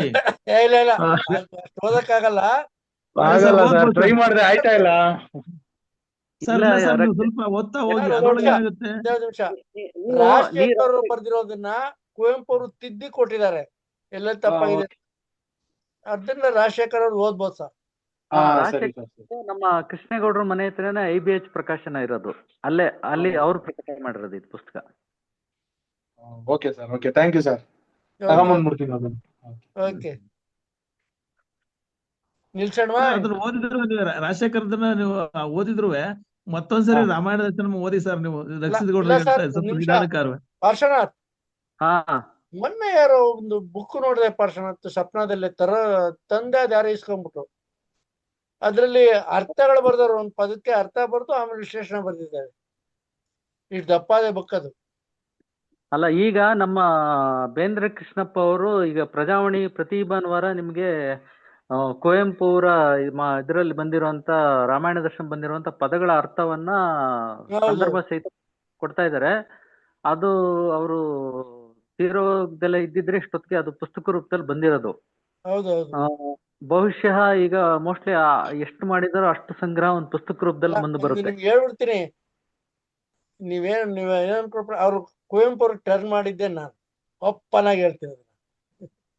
ಹೌದಾ ಸರ್? ನಾನು ಒಂದು ಕಾರ್ಯಕ್ರಮಕ್ಕೆ ಹೋಗಿದ್ದೆ ರೀಸೆಂಟ್ ಆಗಿ, ಅವ್ರದ್ದು ಕೃಷ್ಣಪ್ಪ ಅವ್ರದ್ದು. ಅದೇ KSRTC ಅದನ್ನ ಕಂಡಕ್ಟರ್ ಅಲ್ಲಲ್ಲ, ನೀವ್ ಹೇಳ್ತಾ ಇರೋದು ಬೇರೆ. ನೀವ್ ಹೇಳ್ತಾ ಇರೋದು ಹೇಳ್ತಾರ ನಮ್ಮ ಇವ್ರ ಬಗ್ಗೆ, ಶಿವಲಿಂಗಯ್ಯ ಅವ್ರ ಬಗ್ಗೆ ಹೇಳ್ತಾ ಇರ್ಬೋದು ಇವರು. ಇಲ್ಲ, ಕೃಷ್ಣಪ್ಪ ಅಂತಾನೆ ದಪ್ಪಗಿದ್ದಾರೆ. ಶಿವಲಿಂಗಯ್ಯನಾ? Okay sir. ಅವರು ಗುಬ್ಬಚ್ಚಿ ಅನ್ಬೋದು ಕೃಷ್ಣಪ್ಪ ಅವ್ರನ್ನ. ರಕ್ಷಿತ್ ಗೌಡ್ರ, ನೀವು ನೋಡಿದ್ದು ವಾಚನ ಮಾಡಿತ್ತಾನೆ? ವಾಚನ ಎಲ್ಲ ಮಾಡಿ ಒಂದ್ ಕಾರ್ಯಕ್ರಮ ಮಾಡಿದ್ರು. ಯಾರೋ ಶಿವಶಂಕರ್ ಅಂತ ಒಬ್ರು ಪರಿಚಯ ಆದ್ರು ದಾಸರಳ್ಳಿಲಿ. ಕುವೆಂಪು ಅವ್ರ ದೊಡ್ಡ ಅಭಿಮಾನಿ. ಅವ್ರು ನನ್ಗೆ ಫೋಟೋ ಎಲ್ಲ ಕೊಟ್ಟಿ, ಪುಸ್ತಕ ಎಲ್ಲ ಕೊಟ್ಟಿ ಅವತ್ತೊಂದು ಸೆಮಿನಾರ್ ಕರ್ಕೊಂಡು ಹೋಗಿದ್ರು. ಕುವೆಂಪು ಜಯಂತಿನ ಏನೋ ಮಾಡಿದ್ರು ಸಾಹಿತ್ಯ ಪರಿಷತ್ನಲ್ಲಿ. ನಮ್ ಶಿವಲಿಂಗಯ್ಯ ಅವರು KSRTC ನಲ್ಲೂ ಅದೇನೋ ಕಂಡಕ್ಟರ್ ಆಗಿದ್ರು ಅಂತ ಅವರು ಉಚಿತವಾಗಿ ಬಹಳಷ್ಟೆಲ್ಲ ಕೊಟ್ರು ಸರ್ ನಮ್ಗೆಲ್ಲ. ಫೋಟೋ ಎಲ್ಲ ಕೊಟ್ಟಿ, ಪುಸ್ತಕಗಳೆಲ್ಲ ಕೊಟ್ಟಿ, ಮನೆಗೆಲ್ಲ ಕರ್ಕೊಂಡೋಗಿ ಏನೋ ಕೆಲವು ಪುಸ್ತಕಗಳೆಲ್ಲ ಕೊಟ್ಟು ಕಳ್ಸಿದ್ರು ಗಿಫ್ಟ್ ಆಗಿ. ಅವರು ಮತ್ತೆ ಅವ್ರು ಶಿವಶಂಕರ್ ಅನ್ನೋರು ಅವ್ರ ಮನೆ ಕರ್ಕೊಂಡು ಹೋಗಿದ್ರು ನನ್ನ. ಶಿವಲಿಂಗಯ್ಯ ಅವರು ಮಾಡಿದಾರೆ ಪುಸ್ತಕ ಕೃಷ್ಣೇಗೌಡ್ರೆ. ಒಂದ್ ಬುಕ್ ಕುವೆಂಪು ಅವ್ರ ಬಗ್ಗೆ ಮಾಡಿದಾರೆ ಪರ್ಶನಾಥ್. ಹೌದು, ಕುವೆಂಪು ಬಗ್ಗೆ ಮಾಡಿ ಅದನ್ನು ಎಲ್ಲಾ ಕಡೆ ಹಂಚ್ತಾ ಇದ್ರಲ್ಲ ಅವ್ರದ್ದು. ಎಲ್ಲ ಖಾಲಿಯಾಗಿ ಹೋಗಿದ್ದ. ನಾನು ಕೇಳಿದೆ, ಕೊಡಿಬೇಡಿ ನನ್ಗೆ ರೇಟ್ ಕೊಡ್ತೀನಿ ಅಂತ. ಆಗೋಯ್ತು ಕೊಡ್ರಿ, ಇನ್ನೊಂದ್ಸರಿ ಮಾಡಿದಾಗ ಕೊಡ್ತೀನಿ ಅಂದ್ರು. ನಾನು ಹಂಚೇಳ ಅಂದ್ಬಿಟ್ಟು ಕೇಳ್ದೆ ಆಕ್ಚುಲ್ ಆಗಿ. ಆಮೇಲೆ ಹೇಳ್ದೆ, ಪರ್ಮಿಷನ್ ತಗೊಂಡಿದ್ದೀರಾ ಅಂದೆ. ತಗೋಬೇಕಂದ್ರು. ಆಮೇಲೆ ಹಿಡ್ದಾಕ್ತಾರ ನೋಡಿ ಅಂದೆ. ಸುಮ್ಮನೆ ಆಗ್ಬಿಟ್ರು. ಈಗೇನ್ ಆರೋಗ್ಯ ಸುಧಾರಿಸಿದೇನೋ ಗೊತ್ತಿಲ್ಲ. ಮಾತಾಡ್ ತುಂಬಾ ದಿನ ಆಯ್ತು, ನೋಡ್ಬೇಕು. ಸ್ವಲ್ಪ ಆರೋಗ್ಯ ಸರಿ ಇರ್ಲಿಲ್ಲ. ಅದೇ ಹೇಳಿದ್ದು. ಹಂಗು ಮನೆಯಿಂದ ಯೂಟ್ಯೂಬ್ ಬನ್ನಿ ಅಂತ ಹೇಳ್ದೆ. ಇದಕ್ಕೆ ಒಂದ್ಸರಿ ಫೋನ್ ಮಾಡಿ ನೋಡ್ತೀನಿ, ಮನೆ ಹತ್ರ ಹೋಗಿ ಹೇಳ್ಬಿಟ್ಟು ಬರ್ತೀನಿ. ಅವ್ರಿಗೆ ಇದರಲ್ಲಿ ಸ್ವಲ್ಪ ಅವ್ರಿಗೆ ಇದ್ರಲ್ಲಿ ಹೆಂಗೆ ಇದ್ ಮಾಡೋದು ಅಂತ ಹೇಳಿ ಗೊತ್ತಾಗ್ದಲೆ ಅವರು ಒಂದ್ ಹೌದದೇ 2-3 ಸತಿ ಇದ್ ಮಾಡ್ಕೊಂಡ್ರು. ಏನ್ ಮಾಡಕ್ಕಾಗಲ್ಲ. ಹ್ಮ್ ನೋಡ್ತೀನಿ, ಪ್ರಯತ್ನ ಪಡ್ತೀನಿ. ಹ್ಮ್ ಹ್ಮ್ ಹ್ಮ್ ಮನೇಲೆ ಇದ್ರೆ ಒಂದಿನ ಹೋಗಿ ಹೇಗ್ ಮಾಡ್ಬೇಕು ಅಂತ ಹೇಳ್ಕೊಟ್ಟು ಬರ್ತೀನಿ. ಹ್ಮ್ ಏನಾದ್ರು ಬಂದ್ರೆ ನೋಡೋಣ. ಅದು ನೀವು ಒಳ್ಳೆ ಹೋಗೋ ದಿನ ಹೇಳಿ ಸರ್, ಅಂತವ್ರನ್ನೆಲ್ಲ ಭೇಟಿ ಮಾಡಕ್ ಹೋದಾಗ ನಮ್ಗೆ ಹಳೆ ತಲೆಮಾರುಗಳನ್ನ ಹೊಸ ತಲೆಮಾರು ಜೊತೆ ಒಂದು ಕೊಂಡಿ ಹಾಕ್ಸಿ ಸರ್. ಮುಂದಿನ ತಲೆಮಾರಿಗೆ ನಾನು ಹೇಳ್ಕೊಳಕ್ ಆಗುತ್ತೆ. ನಿಮ್ ತರ ಯಾವ್ದಾದ್ರು ಒಂದು ಕಾರ್ಯಕ್ರಮ ಮಾಡೋವಾಗ ಕೃಷ್ಣೇಗೌಡ್ರು ಅಂತ ನನ್ನನ್ನೆಲ್ಲ ಕರ್ಕೊಂಡೋಗಿ, ಈಗ ನಮ್ಗೆಲ್ಲ ಯಾರು ಗೊತ್ತೇ ಇಲ್ವಲ್ಲ ಸರ್, ಪರಿಚಯನೇ ಮಾಡಿಸ್ತಾ ಇಲ್ಲ. ಖಂಡಿತ ಖಂಡಿತ ಮಾಡ್ಸೋಣ. ಖಂಡಿತ. ಯಾಕೆಂದ್ರೆ ನಾವ್ ಹೆಂಗೆ ನಮ್ಮ ಇವ್ರು ನೋಡಿ, ಸಿದ್ದಿಂಗನರು ಕ್ಲೋಸ್ ಆಗಿ ಅವರು ಕೂಡ ಜುಮಾಪ ಬರ್ತಾ ಇದ್ರು, ಕಳ್ಕೊಂಡ್ವಿ ಬಿಡಿ. ಅದೊಂದು ಜೀವನ. ಸರಿ, ಮುಗಿಸೋಣವಾ? 9 ಕಾಲ ಹಾ ಆಯ್ತು. ಮುಗ್ಸೋಣ. ನೋಡಿ, ಇವತ್ತು ಕನ್ನಡ ರಾಜ್ಯೋತ್ಸವ ಯಾರು ಬರಲ್ಲ ಅನ್ಕೊಂಡಿದ್ದೆ, ಆದ್ರೂ ಕೂಡ ಈಗ 10 ಜನ ಇದ್ದೀರಾ, 11 ಜನ ಇದ್ದೀರಾ. ಮಧ್ಯೆ ಬಂದೋದವ್ರು ಸೇರಿಸ್ಕೊಂಡು ಒಂದು 20 ಆಗ್ತೀವಿ. ಇರ್ಲಿ, ಇಲ್ಲಿ ಫೇಸ್ಬುಕ್ ಅಲ್ಲಿ ಕೂಡ ಲೈವ್ ಹೋಗ್ತಾ ಇದೆ, ಸುಮಾರು ಜನ ಅಲ್ಲೂ ಗಮನಿಸ್ತಾ ಇದ್ದಾರೆ. ಸೊ ಜನಕ್ಕೆ ಐತೆ. ಮತ್ತು 15ನೇ ತಾರೀಕು ದಯವಿಟ್ಟು ತಿಳ್ಕೊಳ್ಳಿ, 15ನೇ ತಾರೀಕು ಲಲಿತಾ ಸಾಹಿತ್ಯ ವೇದಿಕೆ ಕಡೆಯಿಂದ ಒಂದು ಕಾರ್ಯಕ್ರಮ ಇದೆ, 5ನೇ ವರ್ಷದ ಕಾರ್ಯಕ್ರಮ. ಕನ್ನಡ ಸಾಹಿತ್ಯ ಪರಿಷತ್ತು ಕುವೆಂಪು ಸಭಾಂಗಣದಲ್ಲಿ. ಬಹುಶಃ ಅವತ್ತು ಕಾರ್ಯಕ್ರಮ ಇಟ್ಕೊಬೇಕಾ ಬೇಡವಾ ಪಾರ್ಶ್ವನಾಥ್? ಯಾಕೆ? ಅಲ್ಲ, ನಮ್ದು ಕಾರ್ಯಕ್ರಮ ಇದೆಯಲ್ಲ, ಇದು ಝೂಮ್ ಆಪ್. ಅವತ್ತು ಬೇಡ ಬಿಡಿ, ಅವತ್ತು 22ಕ್ಕೆ ಇಟ್ಕೊಳ್ಳೋಣ. 22ಕ್ಕೆ ಇಟ್ಕೊಳ್ಳೋಣ. ದಯವಿಟ್ಟು ಬೆಂಗಳೂರಿನಲ್ಲಿರೋರು ಕಾರ್ಯಕ್ರಮಕ್ಕೆ ದಯಮಾಡಿ ಬನ್ನಿ. ಬೆಳಿಗ್ಗೆ 10:00ವರೆಗೆ ಕಾರ್ಯಕ್ರಮ. 10:00ವರೆಗೆ ಕಾರ್ಯಕ್ರಮ, ಲಲಿತಾ ಸಾಹಿತ್ಯ ವೇದಿಕೆ ಕಾರ್ಯಕ್ರಮ, 5ನೇ ವರ್ಷದ್ದು. ಕುವೆಂಪು ಸಭಾಂಗಣ, ಕನ್ನಡ ಸಾಹಿತ್ಯ ಪರಿಷತ್ತು, ಚಾಮರಾಜಪೇಟೆ. ಎಲ್ರಿಗೂ ಸ್ವಾಗತವನ್ನ ಬಯಸ್ತಾ ಇದ್ದೀನಿ. ಹೇಳಿ ಪರೀಕ್ಷಿತ್. ಸರಿ ಸರ್, ಆಯ್ತು ಸರ್. ಅದೇ ನೀವ್ ಹೆಂಗಿದ್ರು ಒಂದು ಇನ್ವಿಟೇಷನ್ ಕಳಿಸ್ತಿರಲ್ಲ ಸರ್, ಖಂಡಿತ ಕಳಿಸ್ತೀನಿ. ಯಾಕೆಂದ್ರೆ ಅದು ಲಲಿತಾ ಅನ್ನೋದು ನಮ್ಮ ಮನೆಯವ್ರ ಹೆಸರು. ಅದೆಲ್ಲ ಹುಟ್ಟಾಕಿರುವಂತ ಒಂದು ಸಂಘಟನೆ. ಅದಕ್ಕೆ ಅಧ್ಯಕ್ಷರು ನಮ್ಮ ಪಾರ್ಶ್ವನಾಥೆ. ಅದನ್ನ 5 ವರ್ಷದಿಂದ ಮಾಡ್ಕೊಂಡ್ ಬರ್ತಾ ಇದ್ವಿ. ದಯವಿಟ್ಟು ಅದ್ ಬನ್ನಿ ಅಂತ ಕೇಳ್ಕೊತಾನೆ. ಎಲ್ರಿಗೂ ನಮಸ್ಕಾರ. ಮುಂದಿನ ಕಾರ್ಯಕ್ರಮ 22 ತಾನೇ ಬರೋದು. ಮುಂದಿನ ಕಾರ್ಯಕ್ರಮ 22 1, 8, 15, 22. ಓಕೆ, 22ನೇ ತಾರೀಕು ಭೇಟಿ ಆಗೋಣ. ನಮಸ್ಕಾರ. ಎಲ್ರಿಗೂ ನಮಸ್ಕಾರ. ನಮಸ್ಕಾರ.